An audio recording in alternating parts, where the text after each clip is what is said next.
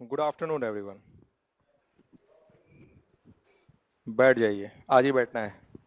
चलिए, यूपीपी का बैच है और एक क्लास आप लोग की कल हुई थी। हो सकता है कुछ लोग शायद ना भी हो कल की क्लास में। हिंदी कल क्लास हुई थी, आज आपकी क्वांट यानी मैथ्स की क्लास है। क्लास शुरू करें। अभी आपका डेमो क्लास चल रहा है, तो टॉपिक ये जो भी चीजें अभी हम लोग पढ़ेंगे ये सब जब टॉपिक स्टार्ट होगा आपका 2-3 क्लास बाद, तो वहां पे भी वो सारी चीजें हम लोग फिर से कवर वैसे भी करेंगे। तो सबसे पहले मैं कुछ चीजें आप लोगों को बता दूं, आपके पेपर के बारे में, अपने बारे में और क्लास के बारे में। क्लास में क्या क्या चीजें होनी है, कैसे कैसे चीजें हम लोग करनी है। सबसे पहले तो आपको बता दूं वैकेंसीज के बारे में थोड़ा सा आपको आइडिया होगा ही। लगभग 50,000 के आसपास के अराउंड वैकेंसीज आपकी आने वाली हैं और आपका जो रिटन पेपर है वो 2 घंटे का है। ऑब्जेक्टिव पेपर होगा। सेक्शंस आपके पास 4 हैं। जनरल नॉलेज है, हिंदी है आपके पास, numerical ability, mental aptitude, IQ section, reasoning ability. 4 section में आपका ये पेपर होने वाला है। 2 घंटे का पेपर है, 300 नंबर और 150 क्वेश्चंस आपके पास होंगे, यानी एक क्वेश्चन 2 नंबर का है।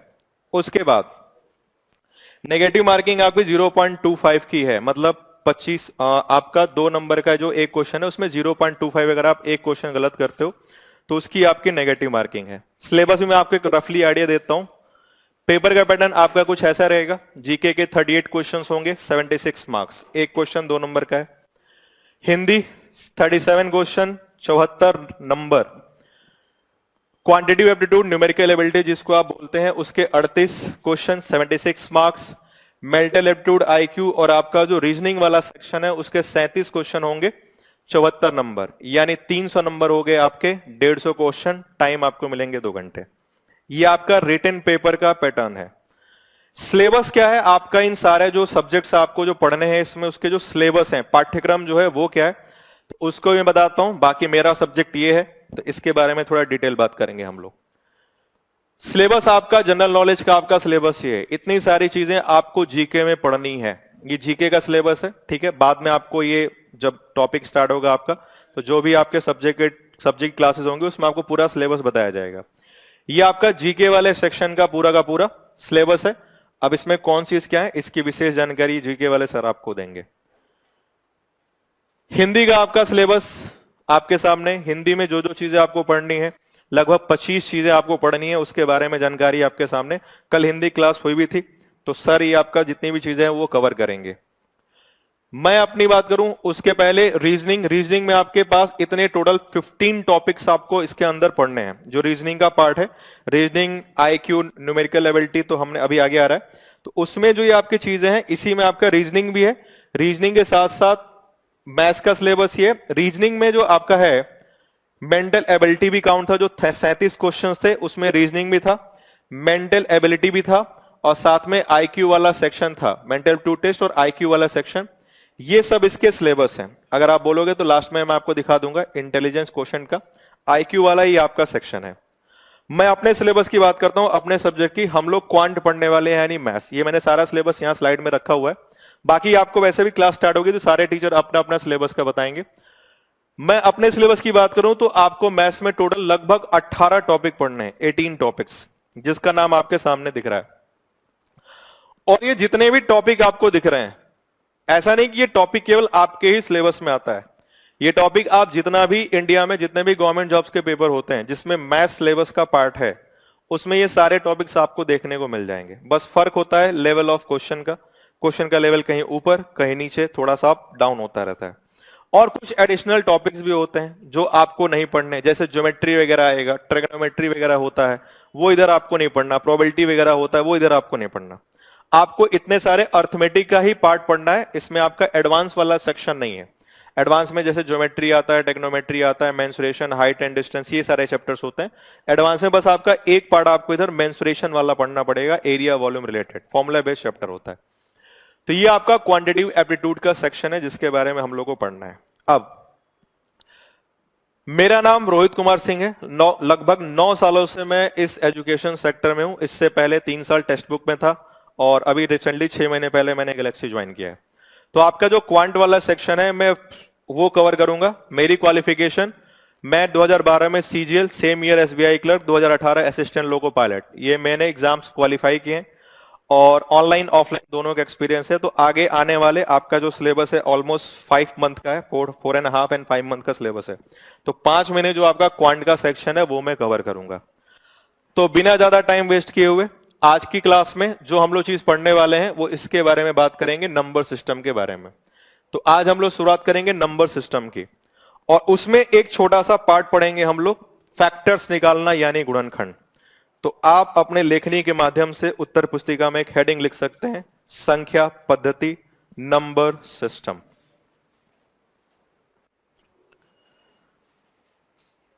संख्या पद्धति नंबर सिस्टम। अब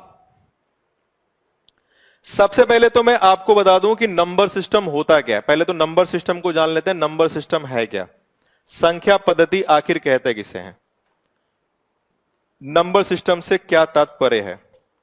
देखो, दुनिया में कोई भी काम करना हो, हर काम को करने का एक सिस्टमेटिक तरीका होता है। कोई भी काम करने का एक क्रमबद्ध तरीका होता है।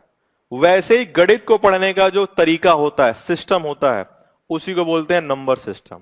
ठीक है, जैसे मान लीजिए कल को आप यूपीपी अधिकारी बन गए, यूपीएसआई में मान लीजिए आपका सिलेक्शन हो गया, तो आपके सिलेक्शन होने का भी एक प्रोसेस है। आप रिटन क्वालिफाई करेंगे, फिजिकल क्वालिफाई करेंगे, मेडिकल वगैरह जो भी होगा, देन आपकी कहीं ज्वाइनिंग होगी।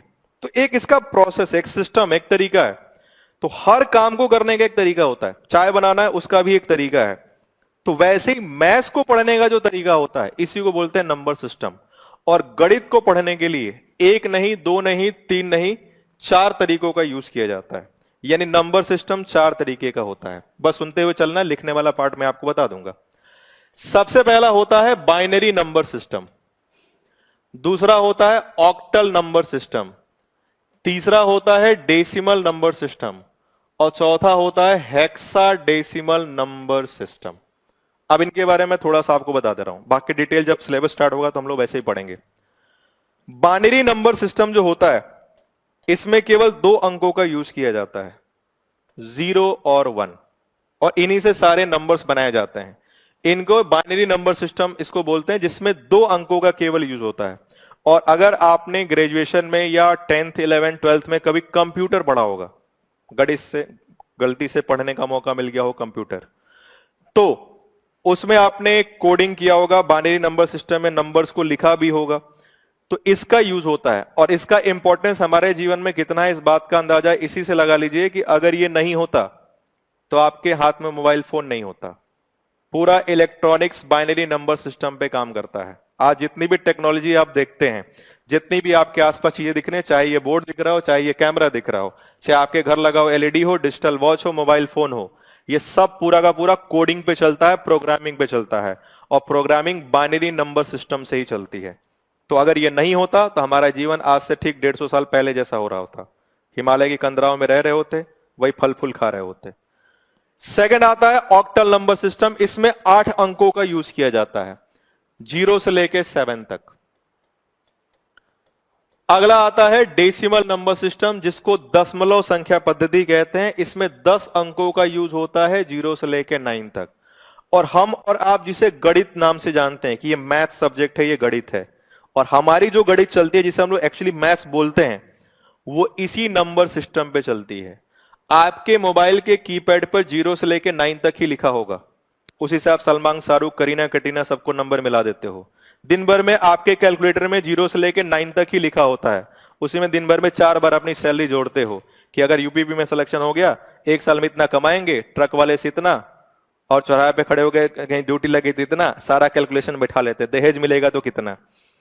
फिर आता है हेक्साडेसिमल नंबर सिस्टम, इसमें 10 अंक होते हैं और 6 अल्फाबेट्स, अंग्रेजी के वर्ण ABCDEF, 16 चीजों का यूज होता है। इसको हेक्साडेसिमल नंबर सिस्टम कहते हैं। बाकियों से तो आपकी मुलाकात नहीं हुई होगी, इससे तो हुई होगी, मैथ बचपन से पढ़ते आ रहे हो, ये तो चलो कंप्यूटर में आपको मिल गया होगा, ये भी एक जगह आपको देखने को मिला होगा। कभी कभी हम लोग कैलकुलेटर में बड़े बड़े नंबर को गुणा करते हैं और गुणा करने पर वो बीच में लिखता है E, लिख देता है F, तो हम लोग कहते हैं कैलकुलेटर वह पगला गया है, ABCD बता रहा है, बताओ खराब हो गया है। ठीक है, खराब नहीं हुआ है, अगर आपका कैलकुलेटर हेक्साडेसिमल फॉर्मेट को सपोर्ट करता है तो वो हेक्साडेसिमल फॉर्मेट में बताता है। आपका कैलकुलेटर कभी जेड नहीं लिखा होगा, जी नहीं लिखा होगा, लिखा होगा तो इन्हीं में से कुछ लिखा होगा। जो कैलकुलेटर हेक्साडेसिमल फॉर्मेट को सपोर्ट नहीं करते वो एरर लिख देते हैं। वो आप बड़ा नंबर डालोगे लिख देगा एरर। तो मैथमेटिक्स को पढ़ने के लिए इन 4 तरीकों का यूज किया जाता है। उसमें हमें जो पढ़ना है या हम सब जो पढ़ते हैं, चाहे कोई भी एग्जाम दीजिए, या जो मैथ हम लोग पढ़ते हैं वो इस संख्या पद्धति पे चलती है, डेसिमल नंबर सिस्टम पे चलती है, दशमलव संख्या पद्धति पर। और इसी के बारे में हम लोग को पढ़ना होता है।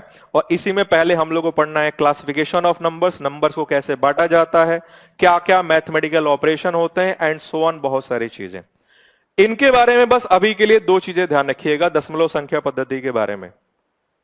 दशमलव संख्या पद्धति में केवल 2 ही चीजें होती हैं। एक होते हैं अंक, अंक को कहा जाता है डिजिट, और एक होती हैं संख्याएं। पहले दोनों में अंतर समझ लीजिए। अंक और संख्या में अंतर क्या होता है? अंकों को गिना जा सकता है, संख्याओं को नहीं गिन सकते। अंक तो 10 होते हैं 0 से लेके 9 तक, और इन अंकों से बनती हैं संख्याएं। आप कोई भी नंबर लिखोगे यूज आप इन्हीं का करोगे। तो संख्याएं, नंबर्स आर अनकाउंटेबल, संख्याओं को नहीं गिना जा सकता, संख्याएं अनंत होती हैं। बट डिजिट्स आर काउंटेबल, लेकिन अंकों को गिना जा सकता है क्योंकि अंक होते हैं 10। पहली चीज, नंबर्स कैन बी पॉजिटिव और नेगेटिव बोथ। संख्याएं धनात्मक भी हो सकती हैं, ऋणात्मक भी हो सकती हैं, लेकिन अंक कभी ऋणात्मक नहीं होते। आपके मोबाइल के कीपैड पर -9 नहीं लिखा होगा, 9 लिखा होगा। अगर कहीं लिखा है -9 तो ये अंक नहीं है, ये संख्या है, और इस संख्या का अंक क्या है? 9 है। तो अंक कभी ऋणात्मक नहीं होते, दशमलव में नहीं होते, अंकों को गिना जा सकता है, और इनकी संख्या लिमिटेड है कि 10 होते हैं, जबकि इनकी मदद से हम लोग अनंत संख्याएं बना सकते हैं। उसमें भी पूर्णांक, डेसिमल, टर्मिनेटिंग, नॉन टर्मिनेटिंग, दुनिया भर के होते हैं। सबके बारे में चर्चाएं हम लोग करेंगे पहली जब क्लास हमारे स्टार्ट होगी इंट्रोडक्शन वाले पार्ट में तब। और अंकों के अलावा दशमलव संख्या पद्धति में एक चीज और भी होती है, वो होते हैं मैथमेटिकल ऑपरेशन, और वो होते हैं 4: जोड़ना, घटाना, गुणा करना, भाग करना। बचपन से लेकर अब तक आपने जितने भी गणित में टॉपिक्स पढ़े होंगे, किया यही 4 काम होगा, चाहे वो कोई टॉपिक हो। आपने मान लीजिए गलती से 11th 12th में डिफरेंशिएशन इंटीग्रेशन पढ़ लिया होगा, अवकलन समाकलन। इंटीग्रेशन भी एक तरह का सम ही होता है, डिफरेंशिएशन भी एक तरह का सब्ट्रैक्शन ही होता है।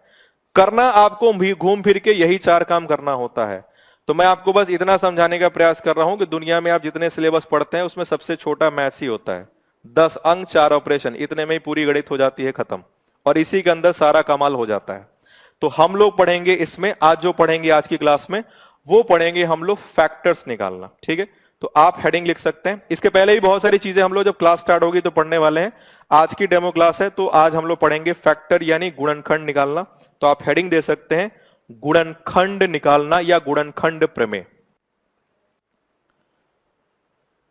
गुणनखंड निकालना, गुणनखंड प्रमेय, या कैलकुलेशन ऑफ फैक्टर भी कहते हैं इसको।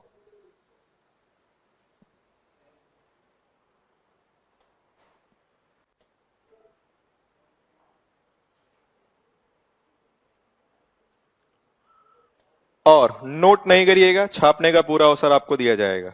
पहले समझते हुए चलिए, गुणनखंड आखिर कहते किससे हैं? फैक्टर। देखो इसके नाम से ही सब कुछ पता चल रहा है। गुणन खंड, गुणन का मतलब मल्टीप्लाई, खंड का मतलब टुकड़े। किसी भी संख्या को अगर आपने तोड़ दिया, ऐसा तोड़ा मल्टीप्लाई के फॉर्म में, गुणा की फॉर्म में अगर आपने तोड़ा, तो वो जो टुकड़े बनते हैं उन्हीं को कहते हैं गुणनखंड, फैक्टर्स। और इसमें 20 तरह के क्वेश्चन बनते हैं टोटल। इसमें अगर क्वेश्चन बनाया जाए तो 20 तरह के इसमें प्रश्न पूछे जा सकते हैं फैक्टर्स में। तो जैसे मैं अगर आपको एक छोटा सा एग्जांपल लेकर समझाऊं, कि जैसे सपोज करिए मैंने आपके सामने एक बहुत ही छोटा सा 150 ग्राम का नंबर लिखा। मैंने लिखा सपोज करो 12, और मैंने कहा 12 के गुणनखंड बताने हैं, फैक्टर्स। तो चलिए 12 को तोड़ते हैं मल्टीप्लाई की फॉर्म में। 2 नंबर सोचते चलिए जिनको मल्टीप्लाई करने से 12 आता है। 1 और 12 तो भी 12 होगा।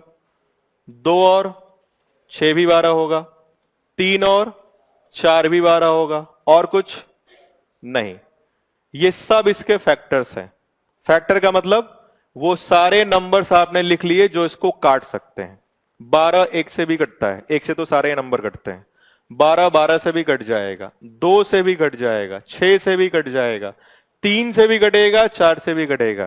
तो ये सारे जो नंबर लिखे गए हैं ये 12 के गुणनखंड है, यानी फैक्टर्स हैं। यानी मैं अगर छोटे शब्दों में कहूं तो मैं कह सकता हूं कि जो 12 के गुणनखंड हैं वो है 1 2 3 4 6 और 12। तो अगर मैं आपसे पूछूं 12 के कितने गुणनखंड हैं, कितने दिख रहे हैं? 6। इसी को पहले निकालना है। तो हम लोग पहले पढ़ेंगे कैलकुलेशन ऑफ फैक्टर्स, गुणनखंडों की संख्या निकालना। इसमें क्या क्या पढ़ना है? तो इसमें सबसे पहले हम लोग पढ़ेंगे कुल गुणनखंडों की संख्या निकालना, टोटल नंबर ऑफ फैक्टर। फिर हम लोग पढ़ेंगे सम गुणनखंडों की संख्या निकालना, इवन नंबर ऑफ फैक्टर्स। फिर हम लोग पढ़ेंगे विषम गुणनखंडों की संख्या निकालना, ऑड नंबर ऑफ फैक्टर्स। फिर पढ़ेंगे अभाज्य गुणनखंडों की संख्या निकालना, प्राइम फैक्टर्स। फिर पढ़ेंगे मल्टीपल निकालना, परफेक्ट स्क्वायर, परफेक्ट क्यूब निकालना। फिर ये जितना मैंने अभी अभी आपको बोला इन सभी का योग निकालना पड़ेंगे, और जितना मैंने आपको बोला इन सभी का एवरेज निकालना पड़ेंगे। इतना पार्ट फैक्टर में होता है। ठीक है, इसको क्लास के बाद दीजिए। हाँ, तो आइए देखते हैं निकालेंगे कैसे। तो पहले इसको निकालने का तरीका देखते हैं। अभी तो चलो मान लो 12 मैंने एक छोटा सा नंबर लिया था, तो यहां पे तो मैंने तोड़ के लिख लिया, आराम से हमको पता चल गया। अब निकालने का तरीका क्या होगा? तो निकालने के 2 तरीके हैं, ध्यान से सुनिएगा। पहले जिस नंबर का फैक्टर निकालना है उसको भाग देते जाइए। भाग छोटे नंबर से शुरू करना। ये 2 से कटेगा, तो मैंने इसको 2 से काटा 6 बार में, फिर 2 से काटा 3 बार में। अब तो ये कटेगा नहीं। अब ये 3 से कटेगा बस 1 बार में। 1 तक पहुंचना है आपको। और इसको काटने के बाद आप इसको पावर की फॉर्म में लिख लीजिए। जैसे मैं लिख सकता हूं इसको, क्या 2 कितनी बार आया है? 2 बार आया, तो लिखूंगा 2 का स्क्वायर इनटू 3 कितनी बार आया है? तो लिखूंगा 3 की पावर 1। और अगर आपको निकालना है कुल गुणनखंडों की संख्या,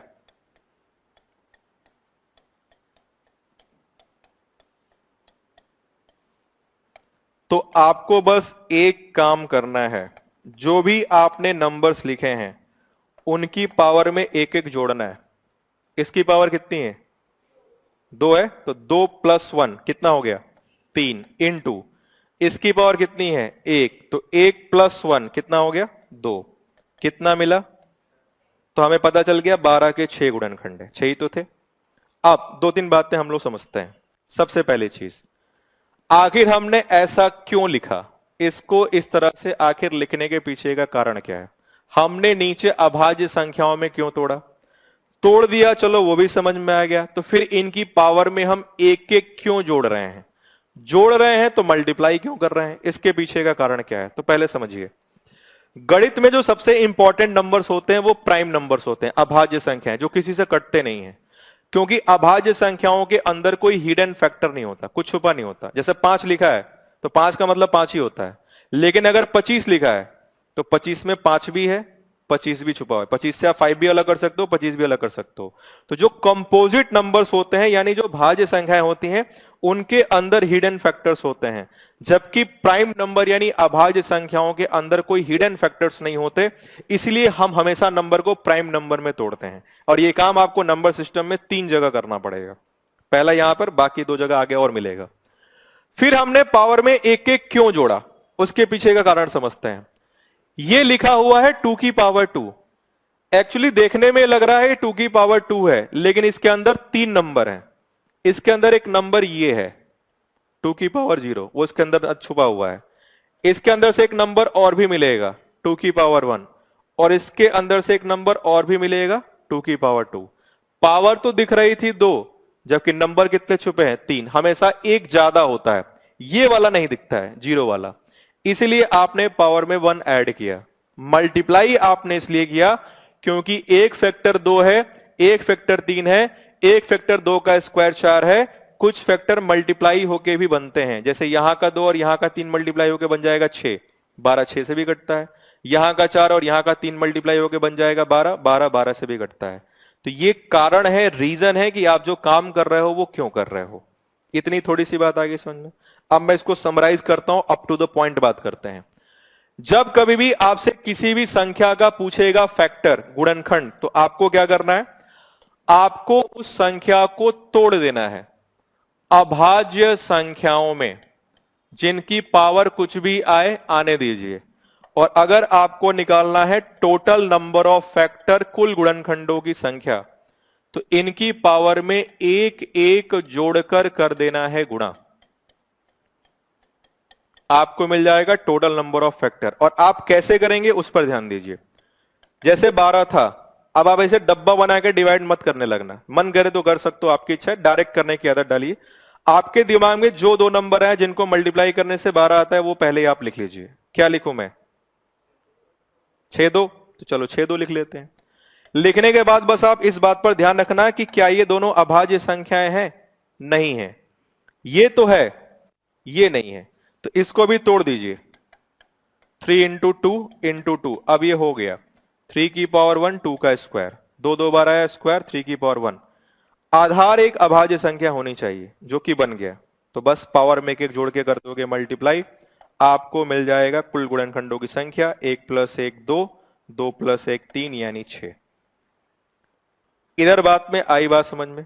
इधर में अगर कोई भी डाउट है तो पहले बताइए। ये मैंने टोटल फैक्टर्स निकाले हैं, कुल गुणनखंडों की संख्या। कोई भी संख्या देगा और अगर आपसे पूछता है कि बताइए उसके कुल कितने गुणनखंड होंगे, तो उस संख्या को आपको तोड़ना है अभाज्य संख्याओं के रूप में। पावर आनी चाहिए, कोई दिक्कत नहीं है, बेस जो नीचे के नंबर है वो प्राइम नंबर अभाज्य संख्या होनी चाहिए। तोड़ने के बाद इनकी पावर में एक एक जोड़कर कर देना है मल्टीप्लाई, आपको मिल जाएगा value total number of factors, कुल गुणनखंडों की संख्या का।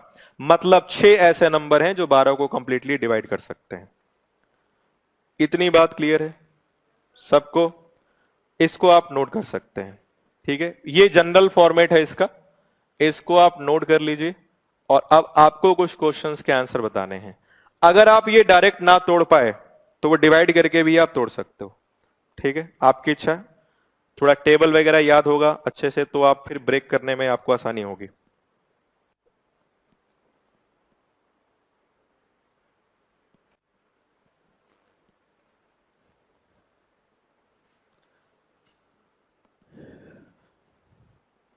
अभी यूपीपी का आने वाला है, यूपीएसआई भी आएगा, तो आप इधर जितना पढ़ाया जाएगा उतना पढ़ लीजिएगा, तो क्वांट का सेक्शन आप दोनों ही कवर कर लेंगे। यूपीपी चाहे यूपीएसआई हो, चाहे कोई स्टेट पुलिस हो, इवन अगर आप सीएचएसएल तक का भी पेपर देंगे एसएससी का, वो सारा आपके इस क्लास में कवर हो जाएगा। हाँ, बस एडवांस वाले टॉपिक नहीं होंगे क्योंकि आप में एडवांस आता नहीं, ज्योमेट्री वगैरह।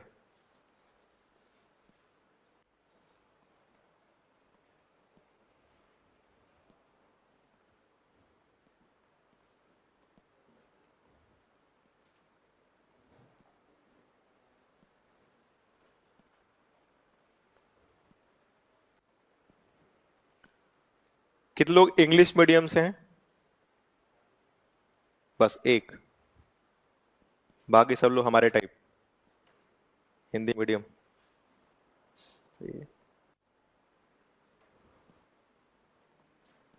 हो गया। अब आप बताएंगे कुछ क्वेश्चंस के आंसर, इसको हटा दें।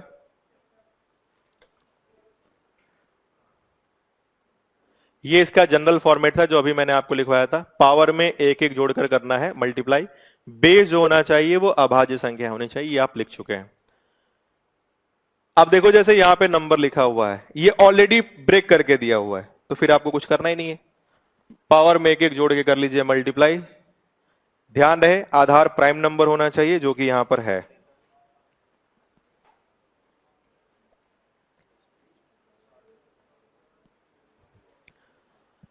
4 है, 3 है, 2 है, 4 2 और 3 पावर्स हैं, तो 4 + 1 5, 2 + 1 3, 3 + 1 4, 60 आ रहा है, 60 आ रहा होगा।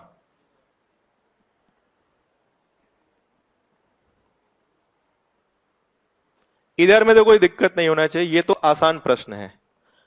क्वेश्चन चीख चीख के कह रहा है मैं आसान हूं। इसकी पावर देखो, ये पहले से ही ब्रेक करके दिया हुआ है, तो हमें तो मेहनत करना ही नहीं है, बस पावर में एक एक जोड़ते चलना है। 4 है तो 4 प्लस 1 5, 2 है 2 प्लस 1 3, 3 है 3 प्लस 1 4 और मल्टीप्लाई कर देंगे। और इतिहास गवाह है, जब जब 5 3 और 4 को मल्टीप्लाई किया जाता है हमेशा कितना आता है?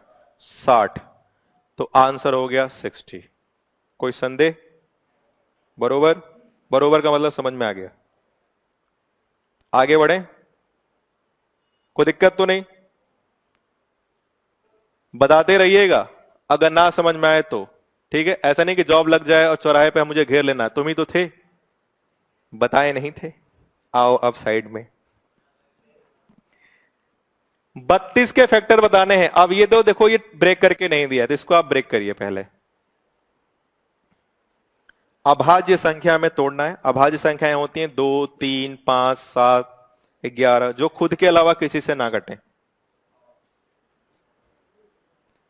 नहीं, आपने पावर में एक नहीं जोड़ा, 6 आएगा।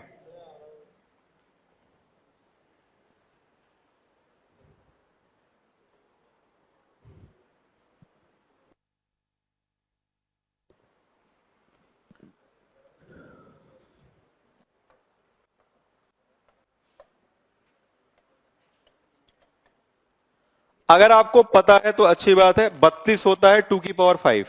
अब मान लो नहीं पता है तो मुझे इतना तो पता है कि 16 इंटू 2 32 होता है। 2 तो प्राइम नंबर है लेकिन 16 नहीं है, लेकिन यह पता है कि 2 की पावर 4 16 होता है। आधार समान हो और गुणा किया जाए तो घात जुड़ जाती हैं, पावर्स ऐड हो जाती हैं। तो ये 2 की पावर 5 हो गया। अच्छा, एक चीज और ध्यान रखिएगा, एक आधार को एक ही बार लेना है। ऐसा नहीं कि दो यहां है दो यहां है तो अलग अलग लोगे, पता चला इसमें जोड़ दिया 5, इसमें जोड़ दिया 2, 10 बता दिया। 2 लिया तो 2 एक ही बार होगा, अलग अलग है तो सबकी पावर को जोड़ के एक बनाइए उसको, ठीक है? तो यहां पे बस एक ही नंबर में कन्वर्ट हुआ, 2 की पावर 5, पावर में एक जोड़ना था, एक ही है ही, तो 5 प्लस 1 हमारा आंसर हो गया 6।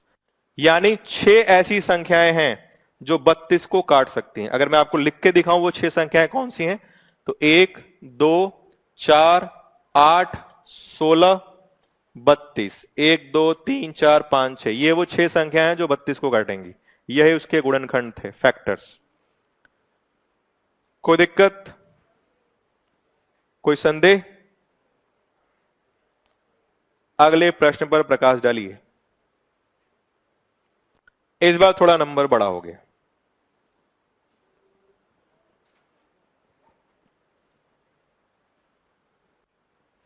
डायरेक्ट दिखे अच्छी बात है, नहीं तो डिवाइड करके भी आप निकाल सकते हैं, एलसीएम वाला जो तरीका होता है उसी से। 9, 11 का स्क्वायर 2 का स्क्वायर 9 आएगा।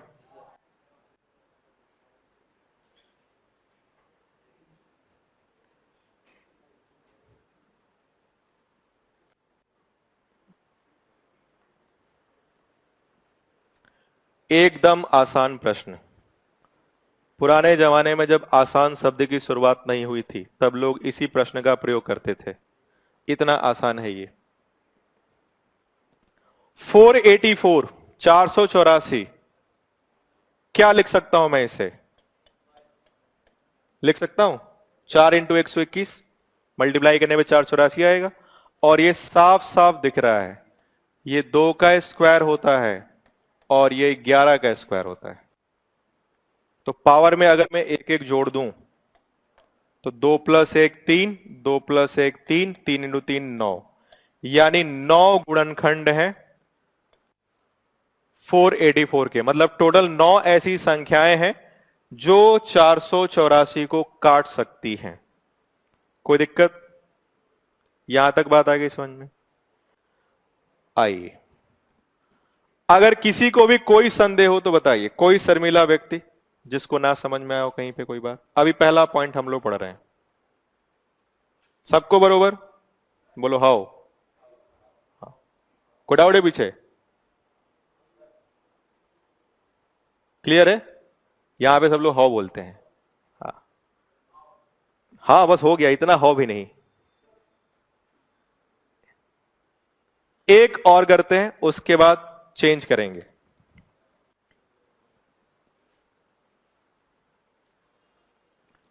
500 के कुल कितने गुणनखंड हैं? Total factors of 500।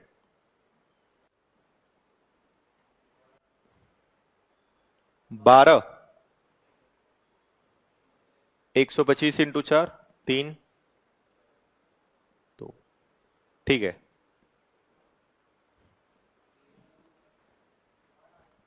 बारह आएगा।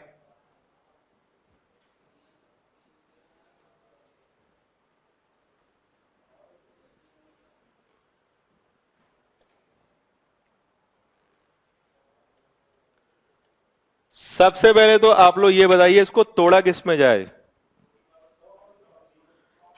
देखो, अगर आप ऐसे कुछ ना समझे, पहले सीधे सीधे तोड़ ले करो। मैं इसको 5 इंटू 100 भी तो लिख सकता हूं, और 100 को लिख सकता हूं 25 इंटू 4। अब देखो, ये 5 की पावर 1 है और ये 5 का स्क्वायर है, तो 5 की पावर 3 हो गया, और ये 4 का मतलब 2 का स्क्वायर। ये दोनों अभाज्य संख्याएं मिली, अब पावर में एक जोड़ के मल्टीप्लाई, तो ये हो गया 4 इंटू 3 यानी 12। 12 फैक्टर आएंगे 500 के, 12 हो गया आंसर। आ गया? ये था कुल गुणनखंडों की संख्या निकालना। अब हम कुल नहीं निकालेंगे, अब हम निकालेंगे इवन फैक्टर्स, सम गुणनखंडों की संख्या। मतलब अब हमें ऐसे नंबर बताने हैं जो इसको काटते भी हो और वो अपने आप में सम संख्या हो, मतलब 2 से कटते हो। उनको कैसे निकालेंगे? फिर ऑड निकालना पड़ेगा। तो देखो, मैं पहले एग्जांपल लेके आपको समझाता हूं। ये तो सबको क्लियर है? जैसे मान लीजिए मैंने एक नंबर लिया, वही पुराना नंबर, चलो 12, दिखेगा भी साफ साफ। 12 के फैक्टर थे 1 2 3 4 6 12। अब देखो, ये तो टोटल फैक्टर 6 थे, इसको निकालना तो हम लोगों ने सीख लिया। अब हमें वो फैक्टर बताने हैं जो सम संख्याएं हैं, इवन है। तो इसमें आपको ये जो सारे नंबर्स लिखे हैं, इसमें आपको कितने नंबर्स ऐसे दिख रहे हैं जो इवन भी है, सम संख्या भी है? ये भी है, ये भी है, ये भी है, ये भी है। इवन का मतलब जो 2 से कट जाए। अब ये हमें निकालना हो तो कैसे निकालेंगे? तो उसके लिए आपको क्या करना है, जो भी नंबर दिया जाएगा उसको तोड़ना वैसे ही जैसे अभी तक तोड़ रहे थे। वो तो सब जगह करना है, फैक्टर के हर क्वेश्चन में। तो इसको मैंने तोड़ा 4 इंटू 3 में, मतलब 2 का स्क्वायर 3 की पावर 1। और मुझे निकालना है सम गुणनखंडों की संख्या, इवन फैक्टर्स। तो आपको बस एक काम करना है, जो 2 की पावर 2 लिखा है उसमें एक नहीं जोड़ना है, जितना है उतना ही लेना है। 2 की पावर 2 है तो हम 2 ही लेंगे, उसमें एक नहीं जोड़ना है, बाकियों में एक जोड़ना है जैसे पहले कर रहे थे। एक है, 1 प्लस 1 कितना हो गया? 2, और मल्टीप्लाई कर देंगे, कितना मिल गया? 4। टोटल फैक्टर और इवन फैक्टर में तरीके में बस एक माइनर सा डिफरेंस है। जब हम लोग कुल गुणनखंडों की संख्या निकालते हैं तो सारी पावर में एक एक जोड़कर क्या करते हैं? मल्टीप्लाई। लेकिन जब इवन फैक्टर्स निकालना होगा, सम गुणनखंडों की संख्या, तो जो 2 वाला नंबर है, जो 2 के ऊपर पावर है, उसमें एक नहीं जोड़ना है, बाकियों में एक जोड़कर मल्टीप्लाई करना है। अब सवाल उठता है, एक क्यों नहीं जोड़ना है? हम आखिर एक जोड़ रहे थे किसके लिए? 2 की पावर 0 के लिए। और 2 की पावर 0 की वैल्यू होती है 1, और वो होता है एक ऑड नंबर, जबकि हमें क्या चाहिए? Even number. ठीक है, तो बस सिंपल सा डिफरेंस है। 2 की जो पावर आएगी उसमें एक नहीं जोड़ना है, बाकी एज इट इज चलेगा, पावर में एक एक जोड़ के मल्टीप्लाई, आपको मिल जाएगा सम गुणनखंडों की संख्या। क्लियर? कोई दिक्कत? इसका जनरल फॉर्मेट क्या होगा? तो इसका जनरल फॉर्मेट होगा ये।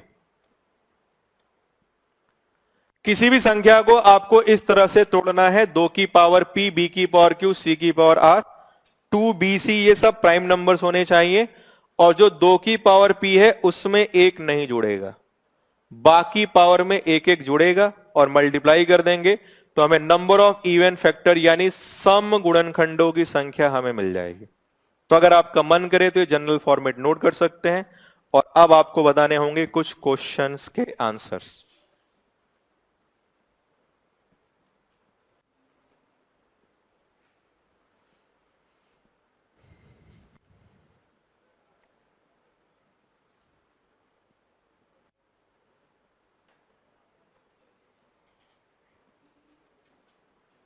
ये सब लोग, आप लोग इधर बैठे हो, इधर बहुत कम लोग बैठे हैं। क्या वास्तु दोष है इधर?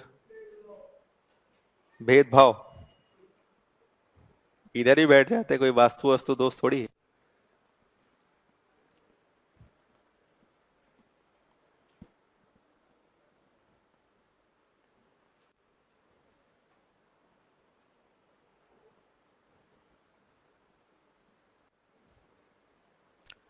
सम गुणनखंडों की संख्या, इवन फैक्टर्स।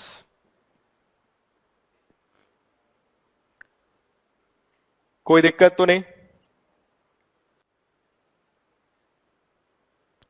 प्रश्न आपके सामने है, आंसर बताना है आपको। 252 के कितने सम गुणनखंड होंगे? How many even factors of 252? 12। तो एक आंसर है 12।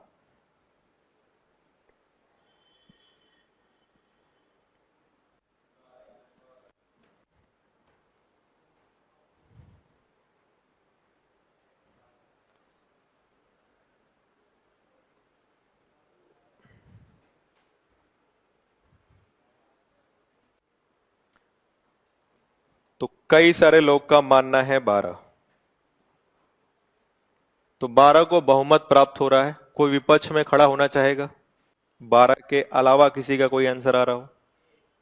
8 आ रहा है। चलिए 12। 12 वाले लोग ज्यादा हैं, ठीक है, विपक्ष थोड़ा कमजोर पड़ गया। आइए देखें, 252, इसको मैं लिख सकता हूं, ये 4 से घटेगा, तो 4 6 बार में गया, 24 3 बार में गया, और इसको मैं लिख सकता हूं 4 63 का मतलब 9 इंटू 7, और ये टूट जाएगा 2 का स्क्वायर, ये 3 का स्क्वायर होता है, और ये 7 की पावर 1 होगा। इसमें ये ब्रेक हो गया, ठीक है।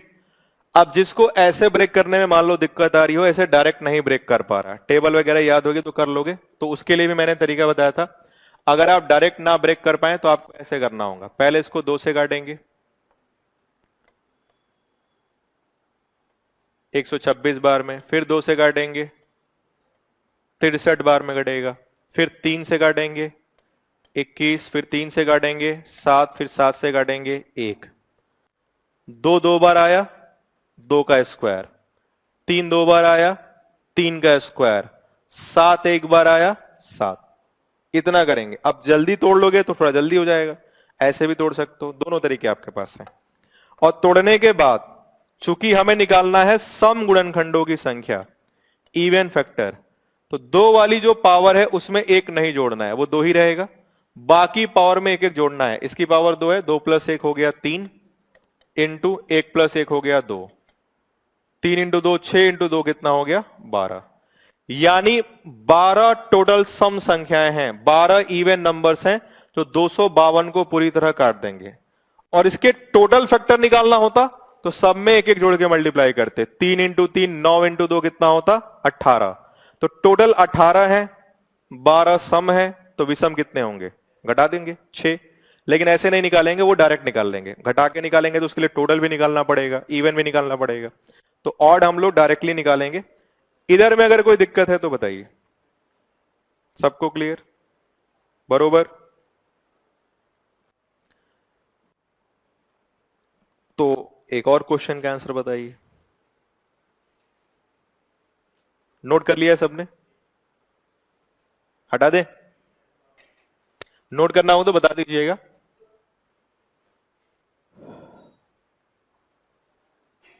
82 82 के कितने सम गुणनखंड हैं?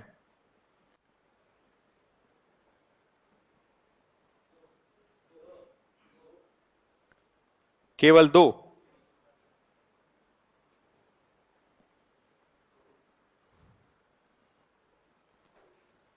तो केवल 2 आ रहा है बहुत सारे लोगों का।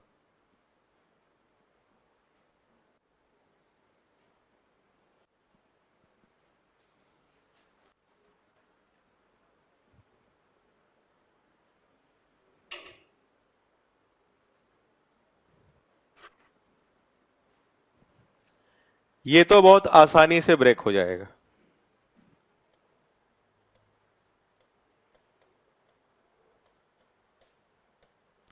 41 भी एक अभाज्य संख्या है, 2 भी एक अभाज्य संख्या है, दोनों की पावर एक एक है। इसकी पावर में तो एक नहीं जुड़ेगा, तो ये 1 का 1 ही रहेगा। इसकी पावर में एक जुड़ेगा यानी 2, तो आंसर आ जाएगा 2। 82 के 2 सम गुणनखंड हैं, इवन नंबर्स। अब वो दिख भी रहा है, 82 2 से कटता है, 2 सम संख्या है, और 82 82 से कटेगा, वो भी सम संख्या है। उसके अलावा 41 से कटेगा, वो सम संख्या है नहीं। 1 से कटेगा, वो भी सम संख्या नहीं है। तो इसके इवन फैक्टर्स आ गए 2, सम गुणनखंडों की संख्या हो गई 2।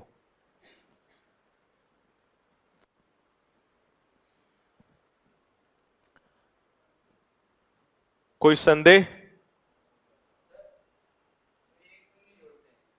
इसमें एक क्यों नहीं जोड़ते? बड़ा गंभीर प्रश्न है। एक किसके लिए जोड़ते थे? इसके अंदर 2 नंबर हैं, एक 2 की पावर 0 है, एक 2 की पावर क्या है 1। ये तो सम संख्या है। किसी भी नंबर की पावर 0 का मतलब क्या होता है? लेकिन 1 तो सम संख्या नहीं है, इसीलिए एक नहीं जोड़ते, क्योंकि हमें इसे नहीं लेना होता। ठीक है, तो हो सकता है किसी के दिमाग में यह भी ख्याल आ रहा हो, क्योंकि मनुष्य एक सामाजिक प्राणी है, उसका दिमाग बहुत विचित्र विचित्र चीजें सोचता रहता है। तो यह भी ख्याल हो सकता है आपके मन में आ जाए कि आपने यहां एक नहीं जोड़ा क्योंकि 2 की पावर 0 होता है 1 और वो ऑड है, तो ये तो पूरा नंबर वे ऑड था, तो फिर इसको कहां लिए? इसलिए लिए क्योंकि ये इवन उस ऑड को मल्टीप्लाई करके क्या बना देगा? इवन। 41 विषम संख्या है, लेकिन जब उसमें 2 का गुणा हो जाएगा तो क्या बन जाएगा? 82, और वो क्या हो जाएगा? सम संख्या। 41 की पावर 0 1 होगा, लेकिन 1 और ये 2 मल्टीप्लाई होकर क्या बना देगा? 2। इसलिए इसका लेना है, बट इसका नहीं लेना है, क्योंकि इसका अगर हम 1 ले लेंगे तो वो 1 और 41 मल्टीप्लाई होकर 41 हो जाएगा, और वो एक ऑड नंबर है, विषम संख्या, वो तो हमें लेना नहीं था। तो इसलिए हमने इसकी पावर में 1 ऐड नहीं किया। कोई दिक्कत? एक और प्रश्न का आंसर बताइए, फिर तीसरे पे बढ़ेंगे।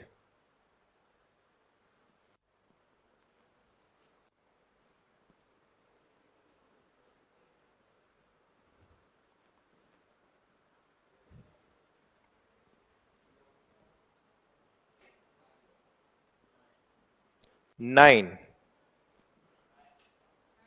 कुछ लोग का मानना है 9।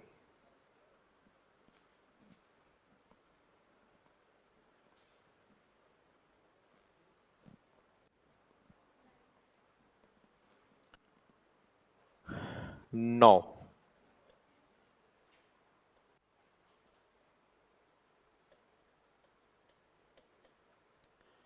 इसको मैं तोड़ सकता हूं 25 गुणे 8 में। 25 इंटू 4 100 होता है, और 100 इंटू 2 होता है 200। तो ये हो गया 25 इंटू 8, और 25 का मतलब 5 का स्क्वायर, 8 का मतलब 2 का क्यूब। सम गुणनखंड, इवन फैक्टर्स। 5 की पावर 2 है, इसकी पावर में एक जुड़ेगा 3, बस 2 वाले में नहीं जुड़ेगा, तो वो 3 का 3 ही रहेगा। 9 हो जाएगा आंसर। 9 ऐसी सम संख्याएं हैं जो 200 को पूर्णतया विभाजित कर सकती हैं, कंप्लीटली डिवाइड कर सकती हैं। इतनी बात आ गया सबको समझ में? क्लियर है? और एक बात और ध्यान रखिएगा, स्टेटमेंट है, बस सुन लीजिए, कभी जरूरत पड़ेगी आगे। जितनी भी संख्याएं होती हैं उन सभी के गुणनखंड आपको जो मिलेंगे वो मिनिमम 2 तो मिलेंगे ही मिलेंगे। गुणनखंडों की संख्या, किसी भी नंबर के गुणनखंडों की संख्या 2 या 2 से हमेशा क्या होगी? ज्यादा, 2 से कम नहीं हो सकती। केवल एकमात्र 1 ऐसा नंबर है जिसके गुणनखंडों की संख्या 1 होती है, इसीलिए हम लोग 1 को बोलते हैं नाइदर प्राइम नॉर कंपोजिट, ना तो भाज्य है ना तो अभाज्य है। क्योंकि परिभाषा होती है वो संख्याएं जिनके केवल 2 ही गुणनखंड होते हैं वो अभाज्य संख्याएं होती हैं, प्राइम नंबर। वो संख्याएं जिनके 2 से ज्यादा गुणनखंड होते हैं उन्हें भाज्य संख्याएं कहते हैं, कंपोजिट नंबर। लेकिन 1 एक ऐसा नंबर है जिसका केवल एक ही गुणनखंड होता है, मतलब 1 केवल 1 से ही कटता और किसी से नहीं कटता, इसलिए 1 को नाइदर प्राइम नाइदर कंपोजिट कहते हैं। लेकिन इस पूरी कहानी में एक अमरीश पुरी भी होता है, 0 विलेन, सबसे खतरनाक, जीरो एक ऐसा नंबर है जिसके इनफाइनाइट फैक्टर्स होते हैं, अनंत। जीरो सबसे कटता है। मेरे पास जीरो लड्डू है और मुझे उसे बांटना है, मैं सबको बांट सकता हूं, आप भी लीजिए, आप भी लीजिए, आप भी लीजिए, सबको बांट दो जीरो लड्डू। लेकिन मेरे पास अगर एक लड्डू है, अब मुझे उसे बांटना हो बिना तोड़े, तो एक लड्डू मैं एक आदमी को दे सकता हूं, वन वन से डिवाइड होगा। लेकिन जैसे एक से ज्यादा आदमी होंगे मुझे लड्डू को तोड़ना पड़ जाएगा। तोड़ने का मतलब पॉइंट, और पॉइंट में डिविजिबिलिटी काउंट नहीं होती, भाज्यता कभी पॉइंट में नहीं होता। अगर पॉइंट लेने लिया जाए तो फिर तो 5 भी 2 से कट जाएगा, 2.5। तो डिविजिबिलिटी में पॉइंट, डिवाइड का मतलब होता है बांटना विदाउट ब्रेकिंग, बिना तोड़े हुए। इसी का एक्सटेंडेड पार्ट होता है जो हम लोग पढ़ेंगे रूल्स ऑफ डिविजिबिलिटी, और उसी में आगे आएगा शेषफल निकालना। बांटने के बाद अब मान लो क्लास में 50 लोग हैं और मैं 51 आम लेकर आया, लंगड़ा वाला आजकल सीजन चल रहा है, और सबको बराबर बराबर मैंने बांटा, तो कितने मेरे पास फल बचे? एक बचा, उसी को बोलते हैं शेष फल। आम फल था, एक बच गया, ये शेष फल है, इसको बोलते हैं पॉजिटिव रिमाइंडर। तो ये सब एक दूसरे से जुड़ा हुआ है, ये सब डिवाइड के बेस पर होता है। बहुत सारी चीजें हम लोग पढ़ते हैं बट कभी ध्यान नहीं देते। हम लोग पढ़ते हैं दो सबसे छोटी सम संख्या है, पढ़ते हैं सम संख्या की परिभाषा होती है जो 2 से कट जाए। 2 से क्या -4 नहीं कटेगा? -4 भी तो 2 से कटेगा, तो वो तो 2 से छोटा है, तो फिर सबसे छोटी सम संख्या 2 कैसे हो गई? फिर तो -4 होना चाहिए था। -6 भी कटता है तो फिर तो -6 होना चाहिए था। -8 भी कटता है। बहुत बेसिक बेसिक चीजें होती हैं जो हम लोग पढ़ते हैं बट ध्यान नहीं देते हैं। Competition is all about these basic things. Competition में कोई बहुत बड़ा तोप नहीं पूछा जाता, ये छोटी छोटी चीजों पर ही क्वेश्चंस बनते हैं। वो चाहे आप XYZ कोई भी एग्जाम दीजिए, अलग से कुछ चीजें नहीं आती हैं। हम जब पढ़ाई करते हैं तो हमारा टारगेट होता है नंबर लाना बचपन में, तो हम मार्क्स ओरिएंटेड होकर पढ़ते हैं, पीछे का लॉजिक नहीं जानते। लॉजिक जानते तो आपको बहुत सारी चीजें इधर समझने में आसानी होती है। और इस बात को अदरवाइज हम सबको नहीं लेना चाहिए, आप भी मत लीजिए, मैं भी नहीं लूंगा। अगर हम कायदे से 10 तक पढ़े होते तो हमें कभी कोचिंग करने की जरूरत पड़ती ही नहीं। हमारे देश में कोई ऐसा एग्जाम नहीं होता जिसका सिलेबस 10th के ऊपर का है, जो आपको डायरेक्ट जॉब प्रोवाइड करता हो। आप सिविल सर्विसेज का पेपर दे के आइए, 10 के नीचे का ही सिलेबस आपको मिलेगा।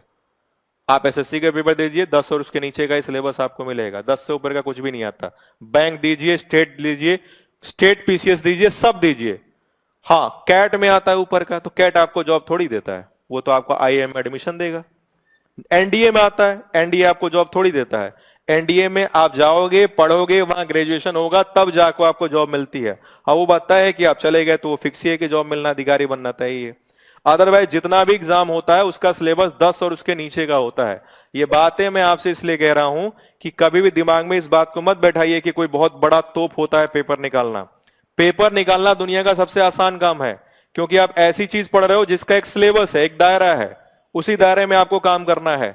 ठीक है, दुनिया में कई ऐसे काम है जिसका कोई दायरा ही नहीं है, फिर भी आपको रिस्क लेना पड़ता है। उसमें सबसे बड़ा उदाहरण है शादी। शादी हो गया, सामने वाले का दायरा पता है, बेलन से मारेगी, दौड़ा के मारेगी, चौराहे पर दौड़ा के मारेगी, क्या पता, फिर भी रिस्क लेता है आदमी, इतना करेज होता है। तो यहां तो फिर भी पता नहीं कि इतने में ही काम करना है, तो और आसान काम हो गया। इस कमरे में सुई गिरा दी जाए तो आप ढूंढ सकते हो, क्योंकि आपको पता इतने में ढूंढना है। और मैं जाके हैं पूरे उरे में गिरा के चल रहा हूं, ढूंढो। तो एग्जाम निकालना इज नॉट बिग डील। मैंने अपने जीवन में लगभग 5-6 एग्जाम्स निकाले हैं गवर्नमेंट जॉब्स। तो मैं आपको इस व्याप नहीं कह रहा हूं कि मैंने बहुत बड़ा तीर मार लिया, तीर नहीं मारा है मैंने। मेरे से बहुत ज्यादा बड़े बड़े लोग हैं जो और बड़ा बड़ा तीर मार के बैठे हुए हैं। ये जब आप चीजें करते हो ना तो आपको रियलाइज होता है कि हमारा तरीका गलत होता है, हम पढ़ते गलत तरीके से हैं, सोचते गलत तरीके से हैं। बस उसी को चेंज करने की जरूरत है, और कोई स्पेशल चीज नहीं करना होता पेपर निकालने के लिए। सबसे आसान काम होता है पढ़ाई करके पेपर निकालना, उससे आसान काम कुछ नहीं होता है। ठीक है, कुछ लोग कहेंगे अच्छा 2-4 को निकाल लिए तो आसान काम है, मिलो जरा नीचे बताते हैं तुमको। ठीक है, तो नहीं, ये प्रैक्टिकल चीज है। देखो, मैं उन लोगों में से नहीं हूं जो आपको बोल दूं कि एकदम टेंशन मत लो, मैं पढ़ा दूंगा, एकदम सिलेक्शन हो जाएगा। टीचर के पढ़ाने से कभी किसी का सिलेक्शन नहीं हुआ है, पढ़ना आपको खुद ही पड़ेगा, सिंपल सी बात है। टीचर चौराहे पे खड़े उस आदमी की तरह होता है जो बता देगा चाची के रसगुल्ले की दुकान कहां पर है। वो आपको बैठा के ले नहीं जाएगा और 2 रसगुल्ला खिलवा के ले आएगा। तो हम बस आपको डायरेक्ट कर सकते हैं। टीचर का योगदान 0.00001% होता है, बाकी सब आपका है। इसलिए जब भी आप सेलेक्ट होइए तो सबसे पहले 1 किलो मिठाई खुद खाइए, उसके बाद अगर आपको लगे किसी को खिलाना चाहिए तब खिलाइएगा। ये दुनिया में जो लोग मिठाई मांगते हैं ना सिलेक्शन के बाद, ये वही लोग हैं जो कहते हैं कोनो काम का नहीं है ये। ठीक है, तो ये सब इससे आगे निकलिए, ये सब दौर समय गुजर चुका है इसलिए बता रहा हूं। और ठीक है, और ये टीचर जैसे हम आगे खड़े हो कि हमारे पढ़ाने सिलेक्शन हो गया, हमारे पढ़ाने सिलेक्शन नहीं होता। मैं आपको एग्जांपल बता रहा हूं, लॉकडाउन में मैंने अपने घर में 13 लोगों को पढ़ाया था, जिसमें मेरी सिस्टर भी थी। बैंक की तैयारी मैंने अपने घर पे ही कराई थी, कुछ स्टूडेंट थे, 12 सेलेक्ट हो गए, मेरी सिस्टर सेलेक्ट नहीं हुई। अब आपके लिए हंसी की बात होगी, सही बात है, सही चीज है। मैं चाहता तो ये भी कह सकता था मेरी सिस्टर हो गई, एक दूसरी स्टूडेंट नहीं हुई। मैं आपको बस ये एग्जांपल इसलिए दे रहा हूं कि अगर मेरे पढ़ाने सिलेक्शन हो रहा होता तो मेरी सिस्टर का पहले हुआ होता। पढ़ाना आपको पड़ेगा, लाइफ में प्रैक्टिकल बनना बहुत जरूरी है।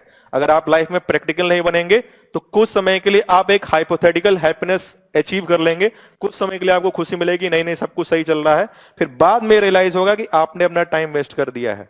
ठीक है, और इस बात को समझिए, आप में से बहुत सारे लोग ऐसे होंगे जिन्होंने अपने जीवन का बहुत सारा टाइम ऑलरेडी वेस्ट कर दिया है, तब आपको यहां तक आके इतना सिंसियर होने की जरूरत पड़ी है। अगर वो पीछे टाइम वेस्ट नहीं किए होते तो इस समय आप कहीं जॉब कर रहे होते, गवर्नमेंट एम्प्लॉय होते।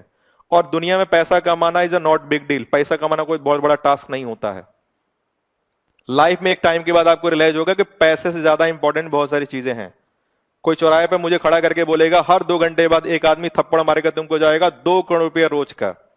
शुरू में सुनने में अच्छा लगेगा, थप्पड़े तो खाना है, एक दिन खा लेंगे जिंदगी बन जाएगा।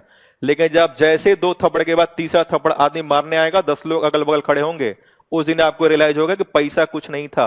और मैं वो पैसा लेके अगर बाहर निकलूंगा भी समोसा खाने, तो वो क्या, तुम ही तो थे, हम भी मारे, तुमको याद आ रहा है, पूरा पड़ा था 5 का 5, हम तो गिने भी थे। तब आपको रियलाइज होगा मेरे जेब में पैसा होने का कोई मतलब नहीं है। तो मेरा वही आपसे बहुत ज्यादा बड़ा छोटा नहीं होगा, थोड़ा प्लस माइनस हो सकता है, थोड़ा अनुभव ज्यादा है। मेरे फादर 99 में एक्सपायर किए थे, तो बहुत छोटी बड़ी चीजें हम लोगों ने देखी हैं और रियलाइज किया है कि ये सोसाइटी किसी काम की नहीं होती है। आइसोलेटेड बनिए, अपने बारे में सोचिए। दुनिया का सबसे सही चीज है स्वार्थी बनना। आप स्वार्थी बनिए, उससे अच्छा दुनिया में कुछ भी नहीं है।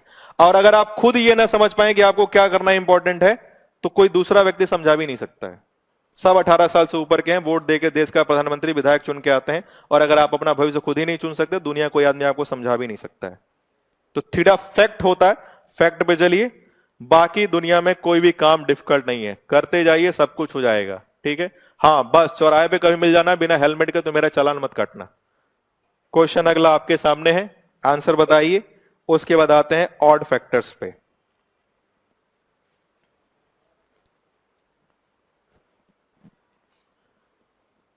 एक और क्वेश्चन, उसके बाद आते हैं विषम गुणनखंडों की संख्या। 3।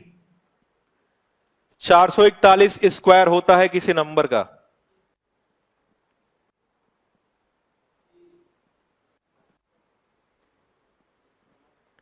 (882) है, इसको ब्रेक करिए 2 इंटू 441 में, और आप पाएंगे कि 441 किसी नंबर का स्क्वायर है 21 का, और 21 7 इंटू 3 होता है। कुछ लोगों ने 21 को ब्रेक नहीं किया होगा, 21 प्राइम नंबर नहीं है। इसको मैंने तोड़ा 2 इंटू 441 में, ये तो हो गया 2, और ये होता है 21 का स्क्वायर। 21 का मतलब 7 इंटू 3, तो ये कुछ इस तरह से बन गया 2 की पावर 1, 7 की पावर 2, 3 की पावर 2। अब हमारा काम हो गया आसान। 2 वाले में तो वैसे भी कुछ नहीं जोड़ना है, इसमें एक जुड़ जाएगा 3, और इसमें भी एक जुड़ जाएगा 3। 9 आ रहा था, कितने लोग आया था? 1 2 सवा 2 पौने 3, बस केवल पौने 3 लोग का आंसर आया था। नन ऑफ दीज इसका आंसर था, ऑप्शन में नहीं है। इसको तोड़ा 2 4 4 1 में, और ये स्क्वायर था 21 का,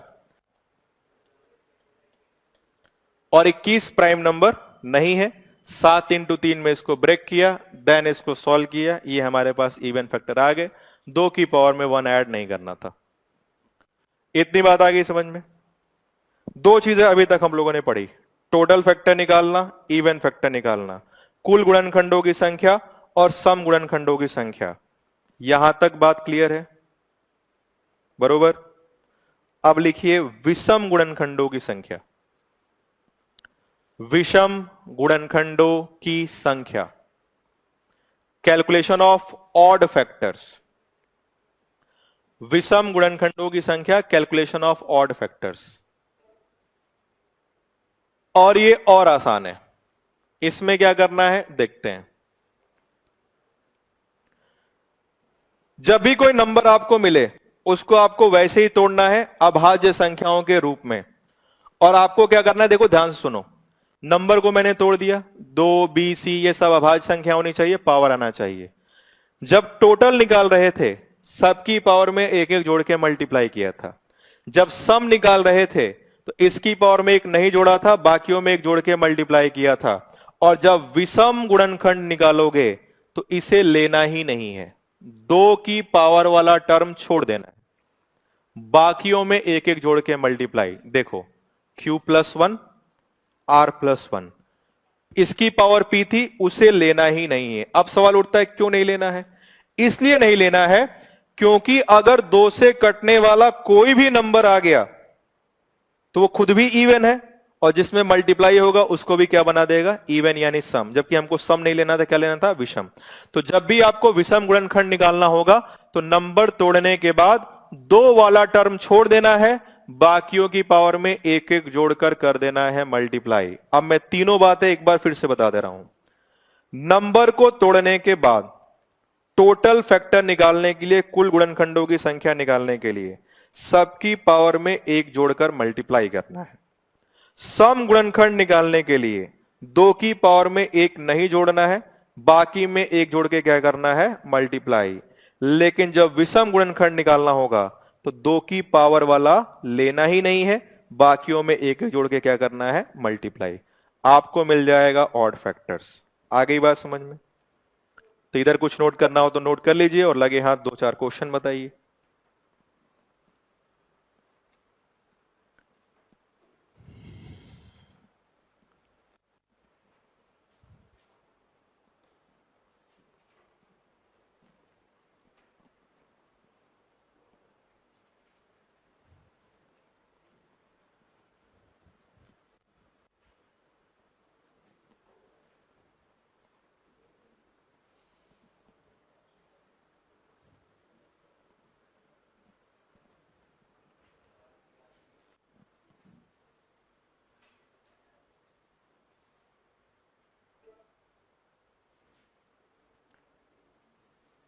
जरा बताइए क्या होगा 24 के ऑड फैक्टर्स विषम गुणनखंडों की संख्या?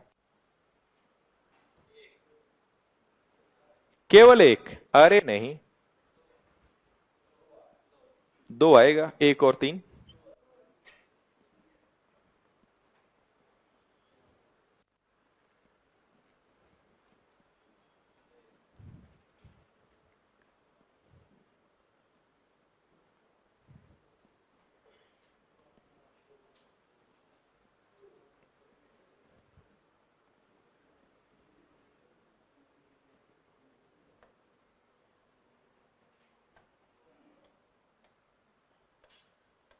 चौबीस क्या लिख सकता हूं, 8 × 3, 8 का मतलब 2 का क्यूब, 3 की पावर 1। और ये तो लेना ही नहीं है, उसकी पावर 1 है, 1 + 1 हो गया 2। और वो दिख भी रहा है ऐसे भी कि 24 केवल 2 ही विषम संख्याओं से कटता है, एक तो कटेगा 1 से, एक कटेगा 3 से। उसके अलावा कोई ऑड नंबर नहीं है, विषम संख्या नहीं है जो 24 को पूरी तरह काट पाए, कंप्लीटली डिवाइड कर पाए। तो इसका आंसर हो गया 2। क्लियर? कोई डाउट है? बरोबर। अगले प्रश्न पर प्रकाश डालें।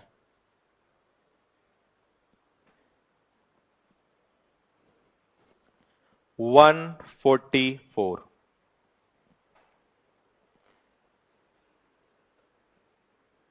विषम गुणनखंडों की संख्या, नंबर ऑफ ऑड फैक्टर्स 3। 3 आ गए।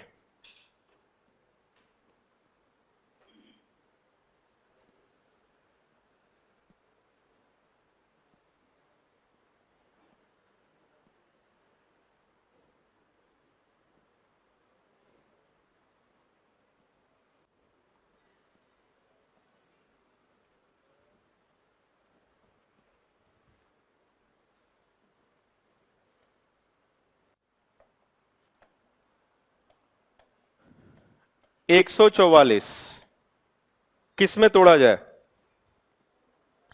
18 इंटू 8 भी 144 होता है, 16 इंटू 9 भी 144 होता है, 12 का स्क्वायर भी 144 होता है। जो आपको समझ में आए उसमें तोड़ लीजिए। मैं इसको तोड़ लेता हूं 16 इंटू 9 में। 16 का मतलब 2 की पावर 4 और 9 का मतलब 3 का स्क्वायर। इसे लेना ही नहीं है, उसकी पावर में एक जोड़ दिया, 2 + 1 हो गया 3। तीन ऐसी विषम संख्याएं जो 144 को काटेंगी और वो हैं 1, 3 और 9। 1, 3 एंड 9 ये तीन विषम संख्याएं हैं जो 144 को पूर्णतया काट सकती हैं। एक बार इतिहास के पन्ने खंगालिए, यानी कॉपी के पेज को पीछे पलटिए और तीन बातें मैंने आपको बताई हैं उनमें देख लीजिए। अगर कहीं कोई डाउट है तो बताइए। टोटल, इवन, ऑड, कुल गुणनखंडों की संख्या, सम गुणनखंडों की संख्या और विषम गुणनखंडों की संख्या। तीन चीजें मैंने आपको बताई अभी तक। अगर इन तीनों में कहीं कोई दिक्कत है तो बताइए।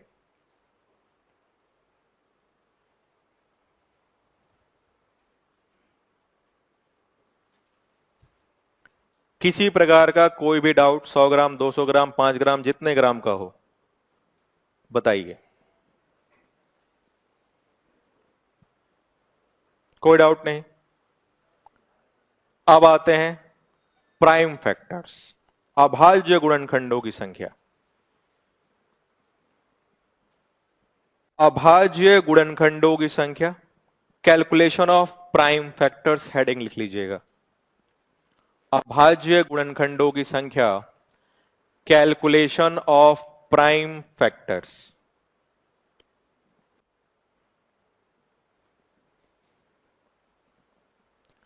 और पहले हम लोग समझेंगे और फिर देखेंगे करना कैसे है।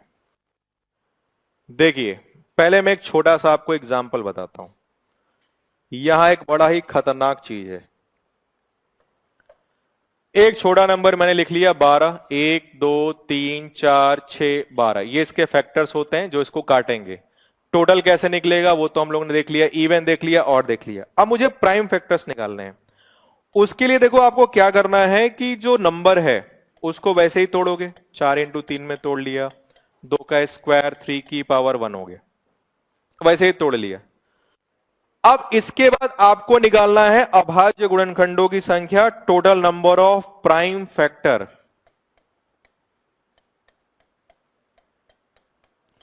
तो देखो आपको करना क्या है, तोड़ने के बाद जो इनकी पावर है उनको जोड़ देना। इसकी पावर कितनी है? 2, इसकी पावर है 1, 2 + 1 कितना हो गया? 3। बस इतना ही काम करना है। ये ज्यादा आसान है, लेकिन अभी नोट नहीं करिएगा। पहले आप नंबर को तोड़ोगे, तोड़ने के बाद जो इनकी पावर आ रही है उनको जोड़ दोगे और वही होता है total number of prime factors, अभाज्य गुणनखंडों की कुल संख्या। इतनी बात आ गई समझ में? लेकिन यहां एक गड़बड़ है। गड़बड़ क्या है आइए मैं आपको दिखाता हूं। ये मैंने 12 के सारे गुणनखंड लिखे हुए हैं, जरा देखिए इसमें कितने अभाज्य गुणनखंड दिख रहे हैं आपको। कौन कौन से? 2 और 3। और भी कुछ दिख रहा है? 1 प्राइम नंबर नहीं है, इस बात को ध्यान रखिएगा। तो अभी मैंने पूछा कि प्राइम फैक्टर्स कितने हैं, तो यहां तो आंसर कितना आ रहा है? 3, जबकि प्राइम नंबर दिख कितने रहे हैं? अब ये तो गड़बड़ हो गया। इधर 3 दिख रहा है, उधर 2 दिख रहा है, 1 होता ही नहीं है। तो ये तो फिर गड़बड़ हो गया कि हम आंसर 2 लगाएंगे 3 लगाएं। तो अगर मैं आपसे छोटे शब्दों में पूछूं कि 2 और 3 में कौन सा सही होगा? 3 सही होगा। दोनों सही होता है अपनी जगह, और ये दोनों अलग अलग जगह सही होते हैं। अब ये पता कैसे चलेगा और दोनों में अंतर क्या है? तो मैं एक लाइन बोल रहा हूं, उसको जरा सुनिएगा, फिर मैं उसको समझाऊंगा मैंने बोला क्या। अगर मैं अब से कह रहा हूं कि 12 के कुल कितने अभाज्य गुणनखंड हैं, आपका आंसर होगा 3। अगर मैं आपसे पूछ रहा हूं कितनी अभाज्य संख्याएं 12 की गुणनखंड हैं, तो आपका आंसर होगा 2। सुनने में बातें एक जैसी लग रही होंगी, लेकिन दोनों बातों में अंतर है। बिल्कुल वैसे ही अंतर है जैसे मान लीजिए आप मेरे हैप्पी बर्थडे टू मी में आए, मैंने आपको अपने घर बुलाया, आप मेरे बर्थडे में आए, 501 रुपए का लिफाफा लेके, नहीं लेके आओगे तो भी चलेगा, और मैंने आपके लिए 3 बर्फी रखी काजू वाली, ठीक है, थोड़ा लोकल है बट चलेगा। दो गुलाब जामुन रखे हैं, ठीक है, चाची के यहां से खरीदे मैंने, फेमस है यहाँ का, मैंने सुना है, खाने का भी मौका मिला नहीं है, किसी दिन ट्राई करूंगा, सोच रहा है कल ही ट्राई करूं। और मैंने रखे आपके लिए 5 बूंदी वाले लड्डू, बच्चाराम के, फेमस है यहां पे शायद। अब मैं आपसे 2 क्वेश्चन पूछ रहा हूं, आंसर आप बताएंगे। अगर मैं आपसे पूछ रहा हूं, बताइए मैंने आपके खाने के लिए कुल कितनी मिठाइयां रखी हैं? मैंने आपके खाने के लिए कुल कितनी मिठाइयां रखी हैं? सोच समझ के आंसर दीजिएगा। 10 रखी हैं। 5 बूंदी के लड्डू हैं, 2 गुलाब जामुन, 3 बर्फी, टोटल कितने हो गए? 10। और अगर मैं आपसे पूछूं मैंने आपके खाने के लिए कितने प्रकार की मिठाइयां रखी हैं? अंतर समझ में आ रहा है? वही अंतर यहां पे भी है। जब मैंने कुल मिठाइयों की बात की, टोटल की, तो टोटल में जो आपके एक जैसे मिठाई थे उनको भी अलग अलग गिना आपने, इसको 2 गिना, इसको 5 गिना। जबकि मैंने प्रकार पूछा कितने प्रकार की मिठाई है, तो आपने 5 लड्डू को एक ही प्रकार माना, गुलाब जामुन को एक ही प्रकार माना, बर्फी को एक ही प्रकार माना। ठीक वही चीज यहां पर है। जब मैं पूछ रहा हूं टोटल, तो टोटल का मतलब ये 2 का स्क्वायर लिखा है, मतलब 2 2 बार है, तो उनको अलग अलग गिना जाएगा, एक बार 2, एक बार 2, 2 तो यही हो गए, और एक 3, वही ये 3 लिखा है। लेकिन अगर आपसे पूछ लिया जाए कितनी अभाज्य संख्याएं इसको काटेंगी, तो अभाज्य संख्याएं तो 2 ही हैं, 2 और 3, ठीक है। टोटल कितनी है? तो टोटल 3 है, क्योंकि 2 2 बार आ रहा है और 3 एक बार आ रहा है। तो जब भी टोटल वर्ड अगर लग जाए तो समझ जाइएगा आपको पावर को जोड़ना है। और पूछे कितनी अभाज्य संख्याएं हैं, संख्याएं पूछे, तो नंबर ऑफ बेस, जितने आपके आधार बने हैं उतने ही आंसर होते हैं। 2 आधार बने हैं यहां पे, तो 2 आंसर होगा, और वही दोनों नंबर होते हैं, 2 और 3, दोनों में अंतर आ गया समझ में? किसी भी पेपर में आज तक टोटल ही पूछा जाता है, बट मैंने आपको दोनों चीजें इसलिए बताई कि कई सारी किताबों में आप देखोगे तो कहीं 2 आंसर लिखा होगा, कहीं कहीं 3 भी लिखा हुआ हो सकता है।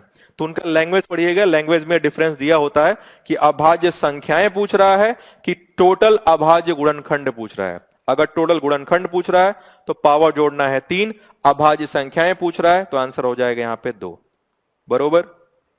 तो ये होता है ऑड फैक्टर, प्राइम फैक्टर निकालने का तरीका। अब इसका जो जनरल फॉर्म है मैं उसको पहले बता दूं आपको।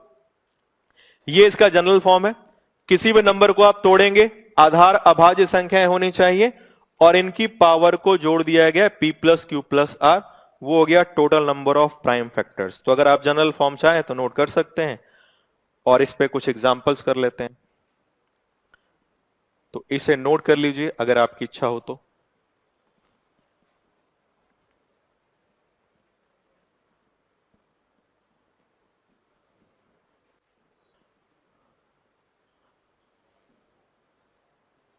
हो गया?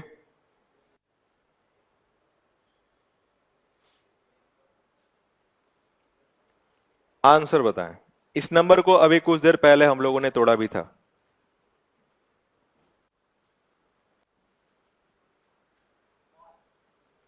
5, तो कुछ लोगों का मानना है 5।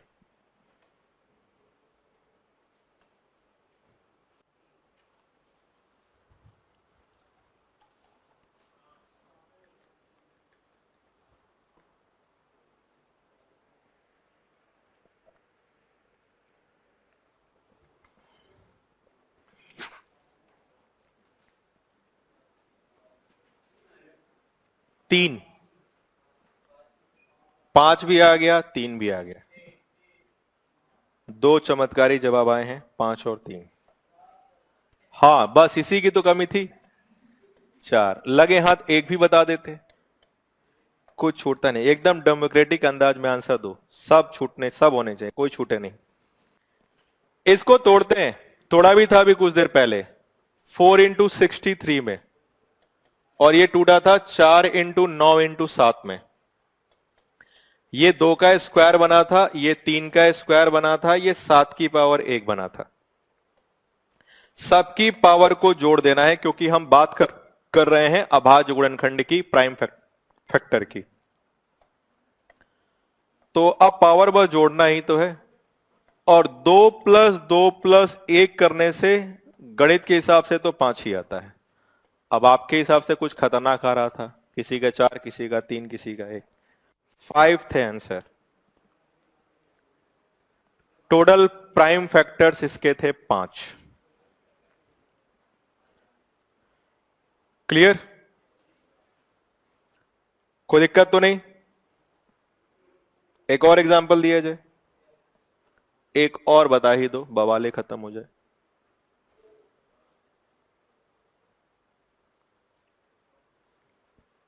हंड्रेड, 100, ये तो देख के ही बता सकते हो। 2 का स्क्वायर 5 का स्क्वायर, 25 इंटू 4 होता है 100, 4 मिलेगा।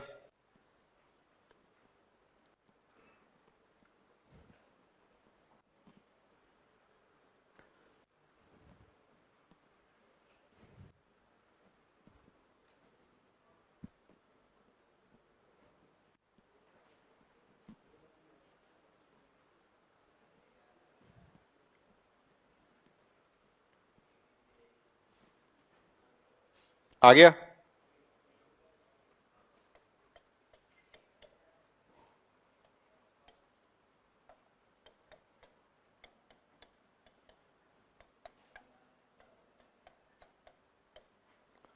पावर जोड़ देंगे, 2 + 2 हो जाएगा 4।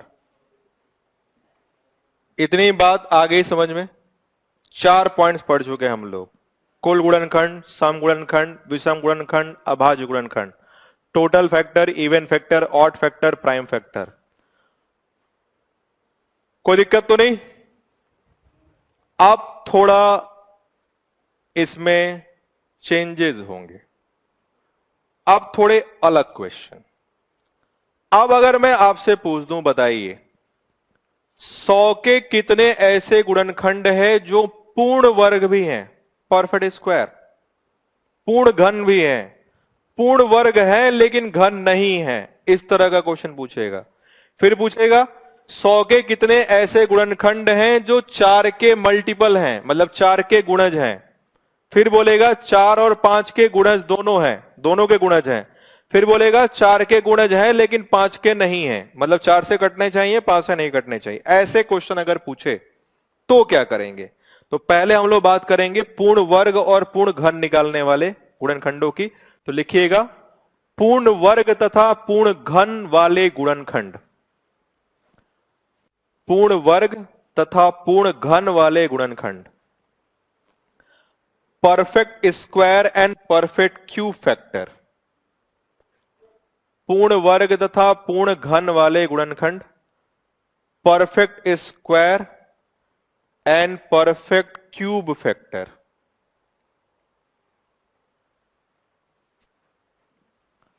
Perfect square and perfect cube, पूर्ण वर्ग तथा पूर्ण घन वाले गुणनखंड कैसे निकालेंगे, आइए पहले उसको समझते हैं। पहले लेंगे एक छोटा सा एग्जाम्पल, वही अपना प्यारा 100 ग्राम का एग्जाम्पल 12। ठीक है, बदलते हैं इस बार, थोड़ा अलग लिखते हैं। चलो इस बार 48 ले लेता हूं। 48 1 से भी कटता है, 2 से भी कटता है, 3 से भी कटता है, 4 से भी कटता है, 6 से भी कटता है, 8 से भी कटता है, 9 10 से नहीं कटता, 11 से नहीं कटता, 12 से कटता है, 16 से कटता है, उसके बाद 24 से कटता है और 48 से कटता है। ये मैंने इसके सारे गुणनखंड लिख लिए, 1 2 3 4 5 6 7 8 9 10, 10 फैक्टर है इसके टोटल। अब अगर मैंने आपसे पूछा कि बताइए 48 के कुल कितने ऐसे गुणनखंड हैं जो पूर्ण वर्ग भी हैं, मतलब वो इसको काटते भी हों और खुद किसी नंबर का स्क्वायर भी हैं। आप जरा देख के बताइए आपको इसमें कितने ऐसे नंबर दिख रहे हैं जो स्क्वायर भी हैं और यहां दिख भी रहे हैं इसके फैक्टर भी हैं। कितने दिखे? एक कौन सा दिखा? 4। एक कौन सा दिखा? 16। और कोई दिखा? 1। ये सब जगह रहता है, ये शक्ति कपूर है, हर मूवी में मिलेगा आपको। 1 तो सदा बाहर है, किसी भी नंबर का परफेक्ट स्क्वायर क्यूब कुछ भी पूछे 1 तो सदा खड़ा रहेगा। 1 स्क्वायर भी है, क्यूब भी है, पावर 4 भी है, 5 भी है, तो 1 तो तय है, एक तो रहना ही रहना है। तो 1 2 और कितने मिले? 3। अब अगर यही मुझे निकालना होगा तो मैं कैसे निकालूंगा वो देखिए। वही पुराना काम, पहले नंबर को मैंने ब्रेक किया 16 इंटू 3 में, 2 की पावर 4, 3 की पावर 1। ठीक है, अब ब्रेक करने के बाद मुझे निकालना है परफेक्ट स्क्वायर फैक्टर, पूर्ण वर्ग। तो देखो वर्ग का मतलब पावर कितनी होती है? 2। स्क्वायर लगा होता है उसको तो वर्ग कहते हैं। तो इनकी जो पावर लगी है इनको 2 से भाग देना है। 4 को 2 से भाग देंगे कितनी बार में कट जाएगा? 2 बार में। तो हम लिखेंगे नीचे वाला नंबर 2 और पावर को 2 से भाग दिया, 2 बार में कट गया। अगर मान लो यहां 4 की जगह 5 लिखा होता तो 5 को 2 से भाग देते तो 2 बार जाता। जितनी बार जाएगा उतना ही लिखना है, जो बच जाएगा उसको छोड़ देना है। 2 बार में 4 तक कट जाता, बाकी जो बच गया रिमेंडर उसको क्या करना है? छोड़ देना है। जरूरी नहीं कि ये नंबर कट ही रहा हो, जैसे यहां तो कट गया था 4 था, नहीं कटे तो जहां तक कैंसिल हो रहा है जितनी बार में बस उतने तक आपको लिखना है। तो मैंने 4 को 2 से भाग दिया, कितना हो गया? 2 इंटू अगला नंबर 3 था, इसकी पावर कितनी है? 1। और 1 2 से छोटा है, पावर को 2 से भाग देना है। अगर छोटा होगा तो उसकी जगह पे 0 लिखना है। आ गई बात समझ में? तो यहां से आपको आइडिया लग गया होगा कि क्यूब में क्या करना है। क्यूब में पावर को किससे भाग देना है? 3 से। पावर 4 पूछेगा तो 4 से। ठीक है, बस। और ऐसा करने के बाद, इसको तोड़ने के बाद, जिस तरह से आप टोटल फैक्टर निकाल रहे थे, कुल गुणनखंडों की संख्या, पावर में 1 जोड़ के मल्टीप्लाई, वही करना है। 2 + 1 कितना हो गया? 3। 0 + 1 कितना हो गया? 1। यानी 3 परफेक्ट स्क्वायर फैक्टर हैं, 1, 4 और 16। आ गई बात समझ में? एक बार फिर से सुनिए। पहले आप संख्या को अभाज्य संख्याओं में तोड़ देंगे, उनकी पावर भी कुछ आएगी। और अगर आपको पूर्ण वर्ग निकालना है तो इसकी पावर को 2 से भाग देना है। कटे चाहे ना कटे, हमें उससे कोई लेना देना नहीं है। जहां तक कटेगा जितनी बार में वो लिखना है। तो 4 तो पूरा ही 2 से कट गया, तो 2 की पावर 2 हो गया। और ये छोटा है 2 से, जो भी छोटा होगा उसकी जगह पे 0 लिखना है। क्योंकि जब आप 1 को डिवाइड करोगे 2 से तो 0 बार में जाएगा 0, शेषफल बचता है 1। तो ये जितनी बार में गया वो लिखना होता है। तो ये जैसे 4 को डिवाइड किया था 2 से तो 2 बार में गया था, तो हमने 2 लिख लिया। ये तो जाएगा नहीं, मतलब 0, तो इसकी जगह 0 लिख लेना है, छोटा होगा तो। और फिर इनकी पावर में 1 1 जोड़ के मल्टीप्लाई, जैसे सबसे पहला क्वेश्चन किया था, कुल गुणनखंडों की संख्या निकालना, बिल्कुल एज इट इज सॉल्व कर देना है। तो आपको मिल जाएंगे परफेक्ट स्क्वायर, यानी पूर्ण वर्ग गुणनखंड। घन पूछेगा, पावर को 3 से डिवाइड करेंगे। पावर 4 पूछेगा, पावर को 4 से डिवाइड करेंगे। 5 पावर वाला पूछेगा, पावर को 5 से डिवाइड करेंगे। इतनी बात आ गई समझ में? ये होता है पूर्ण वर्ग और पूर्ण घन निकालने का तरीका। अब मैं आपको दूंगा इस पे कुछ एग्जाम्पल, जिसके आंसर आपको प्रेषित करने हैं।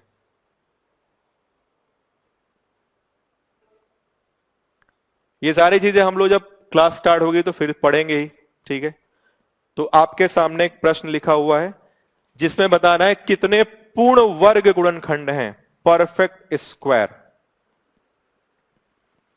कितनी ऐसी संख्याएं हैं जो इसका गुणनखंड भी है और वो अपने आप में वर्ग भी हैं, स्क्वायर भी हैं। 1440, 0 भी लगा है लास्ट में एक।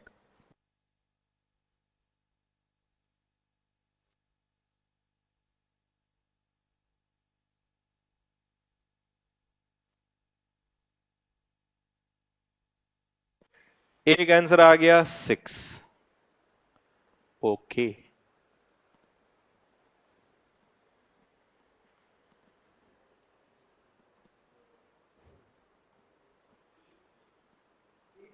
तीन भी आ गया, 6 आ गया, 3 आ गया। 2 आंसर अभी तक लोगों के आगे, 6 एंड 3।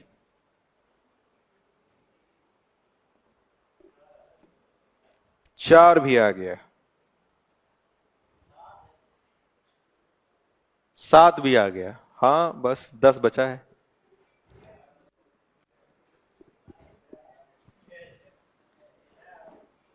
जैसे मोहल्ले में 2 घरों के बीच में झगड़ा हो जाए, सामने वाला रॉयल इनफील्ड लेके आए और हमें भी गाड़ी खरीदनी हो, तो अब उससे महंगी ही खरीदेंगे। अब वो तो खरीदेंगे नहीं। वैसे ही आप लोग भी आंसर बताते हो। अब किसी ने 3 बता दिया तो 3 तो नहीं है बताएंगे, भले 2 4 जोड़ के एक्स्ट्रा बताना पड़े। ठीक है? यार आंसर एक ही होगा, सारे आंसर थोड़ी होंगे। चलिए ब्रेक करते हैं। 1440, देखो मैं इसको ऐसे पहले तोड़ लेता हूं, इंटू 10 में, 10 का मतलब 5 इंटू 2। और ये तो तोड़ना आसान है, 16 इंटू 9 या 12 का स्क्वायर, जैसे चाहो वैसे तोड़ लो। मेरा काम हो गया। देखो ये 2 की पावर 4 होता है और एक यहां से मिल गया तो 2 की पावर हो गया 5, और ये होता है 3 का स्क्वायर, और ये 5 की पावर 1 हो गया। चूंकि मुझे वर्ग निकालना है स्क्वायर, तो मैं पावर्स को 2 से करूंगा डिवाइड। तो 2, इसकी पावर 5 है, 5 को 2 से भाग देंगे 2 बार में जाएगा 4 तक। 3 पावर 2 है, 2 को 2 से डिवाइड करेंगे 1 बार में जाएगा। और 5 है, पावर 1 है, 1 2 से छोटा है तो 0। बस खत्म। जोड़ लीजिए, 2 + 1 3, 1 + 1 2 इंटू 1, 6 आंसर्स था। मतलब 6 ऐसे गुणनखंड हैं जो पूर्ण वर्ग भी हैं, परफेक्ट स्क्वायर भी हैं, और इस नंबर को कैंसिल भी करेंगे। अगर मैं आपको लिख के बताऊं कि वो 6 नंबर कौन कौन से हैं, तो देखो इसमें पहला नंबर तो होगा 1, दूसरा होगा 4, तीसरा है 9, 16 और 144 खुद भी है, और उसके अलावा ये 36 से भी कटता है। 1 2 3 4 5 6, ये वो 6 नंबर्स हैं जो इसको काटेंगे भी और पूर्ण वर्ग भी हैं। 1 4 9 36 144।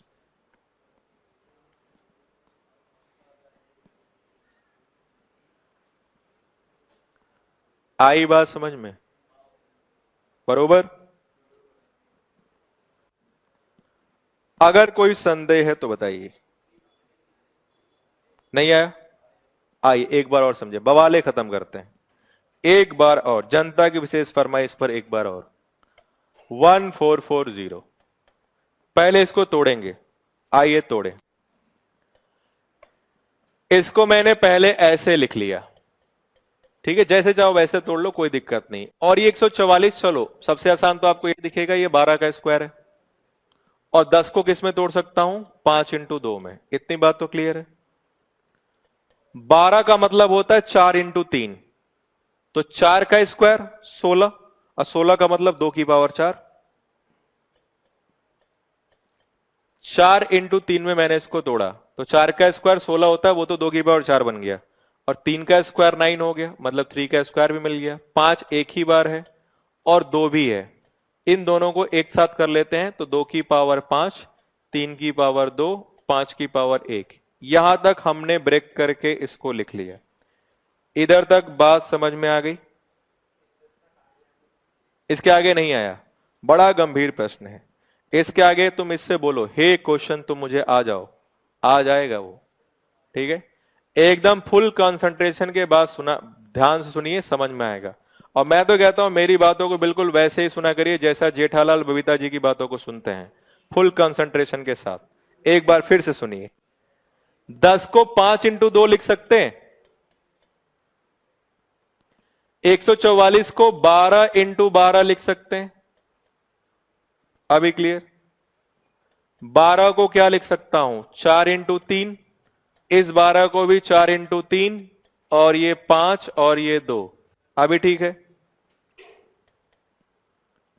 इसका मतलब क्या होता है? 2 का स्क्वायर। इसका मतलब ही क्या होता है? तो 2 + 2, 2 की पावर 4 मिल गई, और एक पावर यहां पे है, तो कितनी हो गई? 5। 5, 2 का स्क्वायर, 2 का स्क्वायर, 2 की पावर 4 + 1 5। अभी बरोबर है? बाकी तो सब अकेले अकेले ही है। 3 2 बार है, 3 का स्क्वायर, और 5 एक बार है। हो गया? और कोई डाउट? बरोबर है। अब हमको निकालना था वर्ग, पावर को 2 से करना है डिवाइड। 5 को 2 से भाग देंगे कितनी बार में जाएगा? 2 बार में, तो ऊपर लिख दिया 2। 3 है, इसकी पावर 2 है, 2 को 2 से भाग देंगे 1 बार में जाएगा। और इसकी पावर 2 से कम है, जहां कम होता है वहां पे क्या लिखते हैं? 0। सबकी पावर में एक एक जोड़ के मल्टीप्लाई, 2 + 1 3, 1 + 1 2, 0 + 1। अभी क्लियर है? बरोबर, कोई दिक्कत? तो अगले प्रश्न का आंसर बताइए।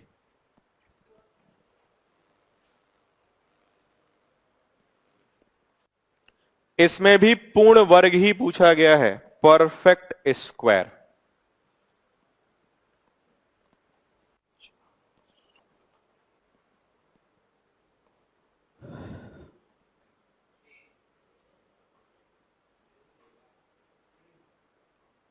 तीन,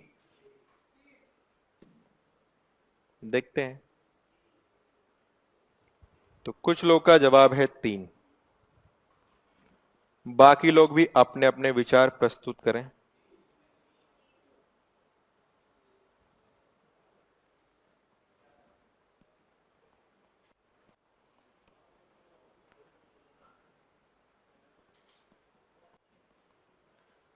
तीन, मेजॉरिटी ऑफ आंसर है 3। ज्यादातर लोग का मानना है 3 आंसर।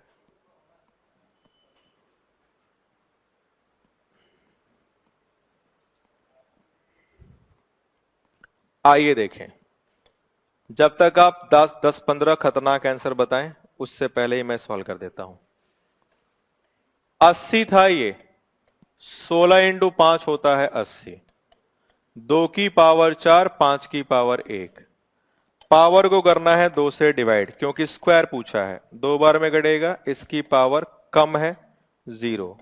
2 + 1 3, 0 + 1 हो गया आंसर 3।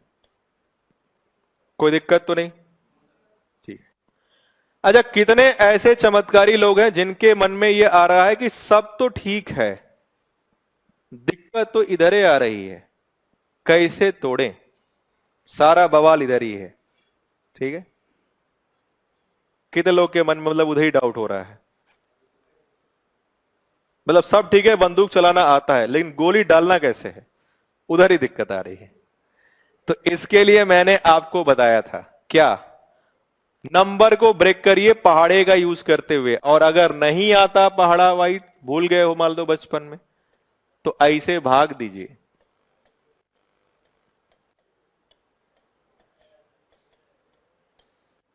हो गया? अब हो गया। 2 कितनी बार आया है? 4 बार। 2 की पावर 4। 5 कितनी बार आया है? 1 बार, तो 5 की पावर 1। अभी ठीक है? अब आसान लग रहा है ना? हाँ, ऐसे करोगे ना, करो डायरेक्ट करो।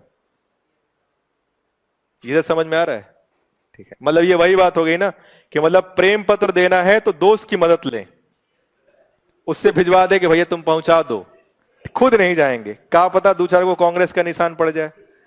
ठीक है, देखिए उदाहरण अपनी जगह है, क्वेश्चन अपनी जगह है। कहने का मतलब यह है कि देखो, इसमें आप जितने टाइम में इसको लिखोगे उतने टाइम में तो आपका आंसर आ जाएगा। और आप इसको नहीं ब्रेक इसको ब्रेक ना कर पाने के पीछे बस एक ही कारण हो सकता है, पहाड़ा नहीं याद है, टेबल। कितने लोगों को 20 तक पहाड़ा याद है? हिंदी में 20 तक। 1 2 सवा 2 पौने 3 साढ़े 4 सवा 5 सवा 6 साढ़े 7 पौने 11 लोग, हे भगवान। ठीक है, स्क्वायर 25 तक कितने लोग को याद है?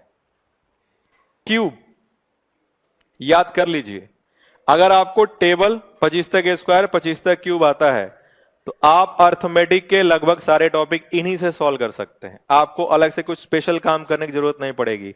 और ये बचपन से लोग पूछते हैं, घर में कोई भी आता था तो घर वाले उसके सामने खड़ा करके यही कहते थे, जरा इससे पूछो 2 का पहाड़ा, बहुत पढ़ने में तेज है ये, जनवरी फरवरी की स्पेलिंग। ठीक है, बचपन में 2-3 चीजों ने बहुत परेशान किया है, ये जनवरी फरवरी की स्पेलिंग, संडे मंडे ट्यूसडे और पहाड़ा। ठीक है, और इधर से ना हो तो मतलब वो एक तो दोस्तों के साथ होता है, वो कसम बड़ा परेशान करता था, विद्या की कसम खुद की कसम। ठीक है, क्योंकि बचपन में लोगों को विश्वास नहीं होता था, तो विश्वास के लिए दोस्त क्या करते, 2 ही कसम खिलवाते थे, या तो विद्या या तो खुद की। विद्या की खा लेंगे तो फेल हो जाएंगे, खुद की खा लेंगे तो निपट लेंगे। दोस्त उसके खाने में कोई दिक्कत नहीं था। हम लोग तुम्हारी कसम खा रहे हैं, तुम भाई हो ना, ना अपनी खाओ। ठीक है, एक घटना मैं आपको बताता हूं। एक बार की बात है, एक बार की नहीं, ये मतलब रोज की बात थी। हम लोग बहुत बिजनेस माइंडेड आदमी थे, तो बचपन में हम जब भी जाते थे, बहुत सारे लोगों को पॉकेट मनी मिलती होगी। हमारे टाइम पॉकेट मनी का कोई सिस्टम नहीं था। हमारे टाइम इनकम का सोर्स कम था, 2-3 ऑप्शन थे आपके पास। आपके घर कोई गेस्ट है तो उसका पैर छूइए, जाते समय पैसा मिलता था। ठीक है, हालांकि इतना खौफ हो गया था, घर में गेस्ट आना बंद हो गए थे। अब कुछ तो बेशरम टाइप के गेस्ट थे, जितना पैर छुओ इग्नोर करते, देखते नहीं थे। हाँ बहन जी बहुत अच्छा लगा आपसे मिलकर, पैर छुए जा रहे हैं, ध्यान ही नहीं दे रहा। हम लोग कहते पहले बतिया लो, कभी तो फ्री होगे। और अगर नहीं दिए तो पूरे मोहल्ले में चिल्लाते रहते थे। कुछ ऐसे लोग भी होते हैं जिनको छोटे बच्चों पर दया नहीं आती है, पैसा भी नहीं देते हैं। दूसरा होता था, थोड़ा रिस्की था, पापा मम्मी के पर्स से पैसा निकाल लो, लेकिन थोड़ा रिस्की काम था। तो एक बार हम और भैया, मतलब हम भी निकालते थे पर्स से पापा के, लेकिन निकालने के ठीक 2 मिनट बाद कोई केस नहीं, डायरेक्ट कार्रवाई। तुरंत मम्मी आई, पटक के कूट काट दिया बराबर। भैया भी उसी प्रोफेशन में थे, लेकिन समझ में नहीं आया, वो कभी पकड़े नहीं गए। तो मैंने मतलब बड़ा परेशान था, मैंने एक गोलमेज सम्मेलन बुलाया, मीटिंग रखी, मैंने उनके साथ अपॉइंटमेंट लिया। मैंने कहा देखिए, माना कि हम लोग सेम फील्ड में हैं, प्रतिद्वंदी हैं, लेकिन हमें इस बात को समझना पड़ेगा कि हम लोग सेम प्रोफेशन में होने के बावजूद भी मैं जब भी ऐसा काम करता हूं 2 मिनट के बाद तुरंत कार्रवाई हो जाती है, कोई केस एफआईआर नहीं, और आप बिना इतनी सफाई से मतलब कैसे? ठीक है, मैं मर्जर करता हूं अपनी कंपनी का आप में, लेकिन आप मुझे बताइए कि कैसे करना है। तो उन्होंने कहा कितने चुराते हो? मैंने कहा 2 5, बस यही तो गलती है। हमने कहा इसमें गलती क्या है? तो उन्होंने कहा एक बात मानो मेरी, 50 100 चुराओ। हमने कहा 2 4 में तो कूट दिए जाते हैं, 50 100 में क्या होगा? उन्होंने कहा मेरे कहने से एक बार रिस्क लेके देखो। मैंने 50 का नोट गायब किया, दिन बीत गए, हफ्ते बीत गए, कोई कार्रवाई नहीं। मैंने फिर मीटिंग बुलाई, मैंने कहा बात तो सही थी, लेकिन मैं इसके पीछे का लॉजिक जानना चाहता हूं। तो भैया बोले ये जो 2 4 रुपए है ना, ये तुम्हारा रेंज है, पूछना ही नहीं पड़ेगा, सबको पता 2 4 तुम ही गायब कर सकते हो। तो मैंने बोला 50 100 मम्मी का रेंज है, शक ही नहीं आएगा हम लोग पे कि हम लोग हैं। और किसी पापा की हिम्मत नहीं, मम्मी से पूछ ले कहा कैसे 50 रुपए निकाल लिए। तो उन्होंने कहा कि बिजनेस करो बड़ा, एक बार 50, हफ्ते भर का काम निपट गया, कहां रोज 2 2 रुपए। तो ये सब ट्रेनिंग मिलती थी। तो एक तो सोर्स ये था, और तीसरा सोर्स था जब हम लोग बाजार जाते थे तो 15 रुपए का टमाटर लाना है तो टमाटर 15 का भी मिल रहा, 10 का भी मिल रहा और 20 का भी मिल रहा है। 10 वाला ले जाएंगे तो मम्मी कहेंगे तुम सस्ता लाए हो, खराब टमाटर है। 20 वाला ले जाएंगे तो भी मम्मी कहेंगे महंगा लाओ। ये बड़ा बचपन में बड़ा दिक्कत रहता है। तो हम लोग आधा किलो उधर से आधा किलो उधर से ले जाते थे, 10 का उधर, 5 का उधर, 15 का। अब मम्मी पूछती टमाटर कितने का है, हम लोग बोलते थे 20 रुपए का, 5 रुपए बीच में उड़ा दिए। मम्मी को पता है पैदाइशी चोर आदमी, मम्मी कहती थी लाओ जरा कॉपी किताब, खाओ विद्या पर हाथ रख, कसम तुम टमाटर 20 का लाए हो। अब आप सोचिए, एक हाथ मम्मी ने पकड़ा हुआ है, दूसरे हाथ में मम्मी के बेलन है, 20 का टमाटर बता चुके हो, 5 की जलेबी पेट में जा चुकी है। और तब 5 का मतलब खतरनाक 5 रुपए होता था, आजकल तो 5 रुपए में 5 रुपए हम लोग कितने सपने सजो लेते थे। अब ऐसी परिस्थिति में आप क्या करोगे? तो हम लोग महाभारत रामायण देख के भरे हुए हैं, अश्वत्थामा मरो नरो व कुंजरो। तब विद्या पर हाथ रख कसम खाते थे, मैं विद्या पर हाथ रख के कसम खा रहा हूं टमाटर 20 रुपए का मिल रहा था। हमने गलत कसम थोड़ी खाया, मिल रहा था, हमने ये कसम नहीं खाया कि मैं लाया हूं। इतने टेक्निकल आदमी थे। और आजकल ये जो प्रतिभा है वो विलुप्त होती जा रही है। तो इतना टैलेंटेड होना पड़ता था हम लोग को 2 5 रुपए के लिए, तो ये सब टैलेंट की आजकल कमी हो गई है। खैर चलिए, तो यहां पर विद्या पर हाथ रख कसम खिलवाया जाता था। और ये मतलब कितने डेडिकेटेड आदमी थे हम लोग, गलत कसम नहीं खा सकते थे। भले इसमें मॉडिफिकेशन कर दिया कि मिल रहा था लाया नहीं हूं, लेकिन कभी गलत कसम नहीं खाया। ये एग्जाम्पल है, लेकिन ये हम लोग के अंदर लैकिंग है, हम लोग के अंदर पेशेंस खत्म हो गया है, डरते हम लोग ज्यादा हैं। हम लोग एक सब्जेक्ट में फेल होते थे तो 5 नहीं पढ़ते थे, पिटाना तो उतना ही है, क्या पढ़े करेंगे। आजकल बच्चा 98% पाता है, 97 पाता है या सुसाइड कर लेता है। ये हंसी मजाक के एग्जाम्पल एक अलग है, बट ये दिखाता है कि हम लोग के अंदर पेशेंस लेवल कम हो गया है, और इसका जीवन में बहुत बड़ा योगदान होता है। आप मानिए ना मानिए, डिसीजन मेकिंग आपकी कमजोर होती है, आप छोटी छोटी चीजों पे घबराना शुरू कर देते हैं। हमारे फादर आर्मी में थे, लेटर घर ही नहीं पहुंच पाता था कभी। पूरे जीवन काल में मदर बताती हैं कि 5 से 6 बार ही लेटर आया होगा, उसमें भी लेटर आया तो दादाजी उठाते थे और खांस के बताते लेटर आया हुआ है। मतलब पिताजी को कुछ स्पेशल बात लिखनी हो नहीं लिख सकते, पहले दादाजी पढ़ लेंगे, कोड लीक हो जाएगा। और आजकल 2 मिनट, मेरे भैया आर्मी में लेफ्टिनेंट हैं, एक दिन सुबह शाम तक फोन नहीं है, हमारे घर वाला ऐसे बैठ गए जैसे लगा पता ना क्या हो गया। ऊपर से पोस्टिंग जम्मू कश्मीर में थे, वो भी ऊपर साइड में जहां पे गाड़ी वाड़ी नहीं जाती है। अब ये लोग टेंशन में, उसका 2 दिन पहले उन्होंने बताया था 4 मिलिटेंट पकड़े गए हैं, बांध के रखा गया यहीं पे, और रात को उसमें से 2 को उड़ा दिया जाएगा। केस बनाना ही नहीं है, उनको उड़ा देना है, पुलिस कस्टडी में नहीं देना है। अभी तक घर वाले टेंशन में, ये भगवान सुबह से फोन ही नहीं उठा रहा है। तो हमारे घर में कौन परेशान नहीं है? मेरी मम्मी, जो ऑलरेडी अपना हस्बैंड खो चुकी है, फादर मेरे एक्सपायर हो चुके थे, बड़ा भाई आर्मी में जम्मू पोस्टेड, लेकिन फिर भी उनका पेशेंस था। तो उन्होंने यही बताया कि हमारे टाइम टेक्नोलॉजी नहीं थी, लेकिन हम लोग करेजियस थे, छोटी छोटी बातों पे घबराते नहीं थे। और जबकि हमारे बाबा एकदम टेंशन में आ गए हैं, मतलब पूरा गंगा यमुना आ गया था, बस बहना निकलना बाकी था। तो ये सब चीजें दिखाता है कि पेशेंस कम हो गया, हम छोटी छोटी चीजों पे घबराते हैं, और इन सब चीजों से हमारी लाइफ में डिसीजन मेकिंग कमजोर होती है। चौराहे पे चले गए, पता चला 4 तरह से लोगों ने घेर लिया, सीधे समर्पण। ठीक है, हम लोग टेक्निकल आदमी थे, बोलते थे और भैया माफ कर दो गलती हो गई, फिर एक झापड़ मार के भाग जाते थे, आओ पकड़ो। तो थोड़ा सा टेक्निकलिटी का अभाव है। खैर कोई बात नहीं, ये सब चीजें तो जीवन में चलती रहती हैं। इधर में कोई दिक्कत? लगे हाथ, एक और बताइए। आज का आखिरी प्रश्न, लेकिन इस बार आपको बताना है क्यूब। ये नंबर अभी अभी ब्रेक किया गया था और इसमें आपको बताना है कितने घन है, पूर्ण घन है। इसमें पूर्ण घन बताना है तो पावर को किससे डिवाइड करेंगे? 3 से। कल आप लोगों की सेम टाइम पे क्लास है जीएस की, ठीक है, कल आप लोगों की क्लास है। चलिए,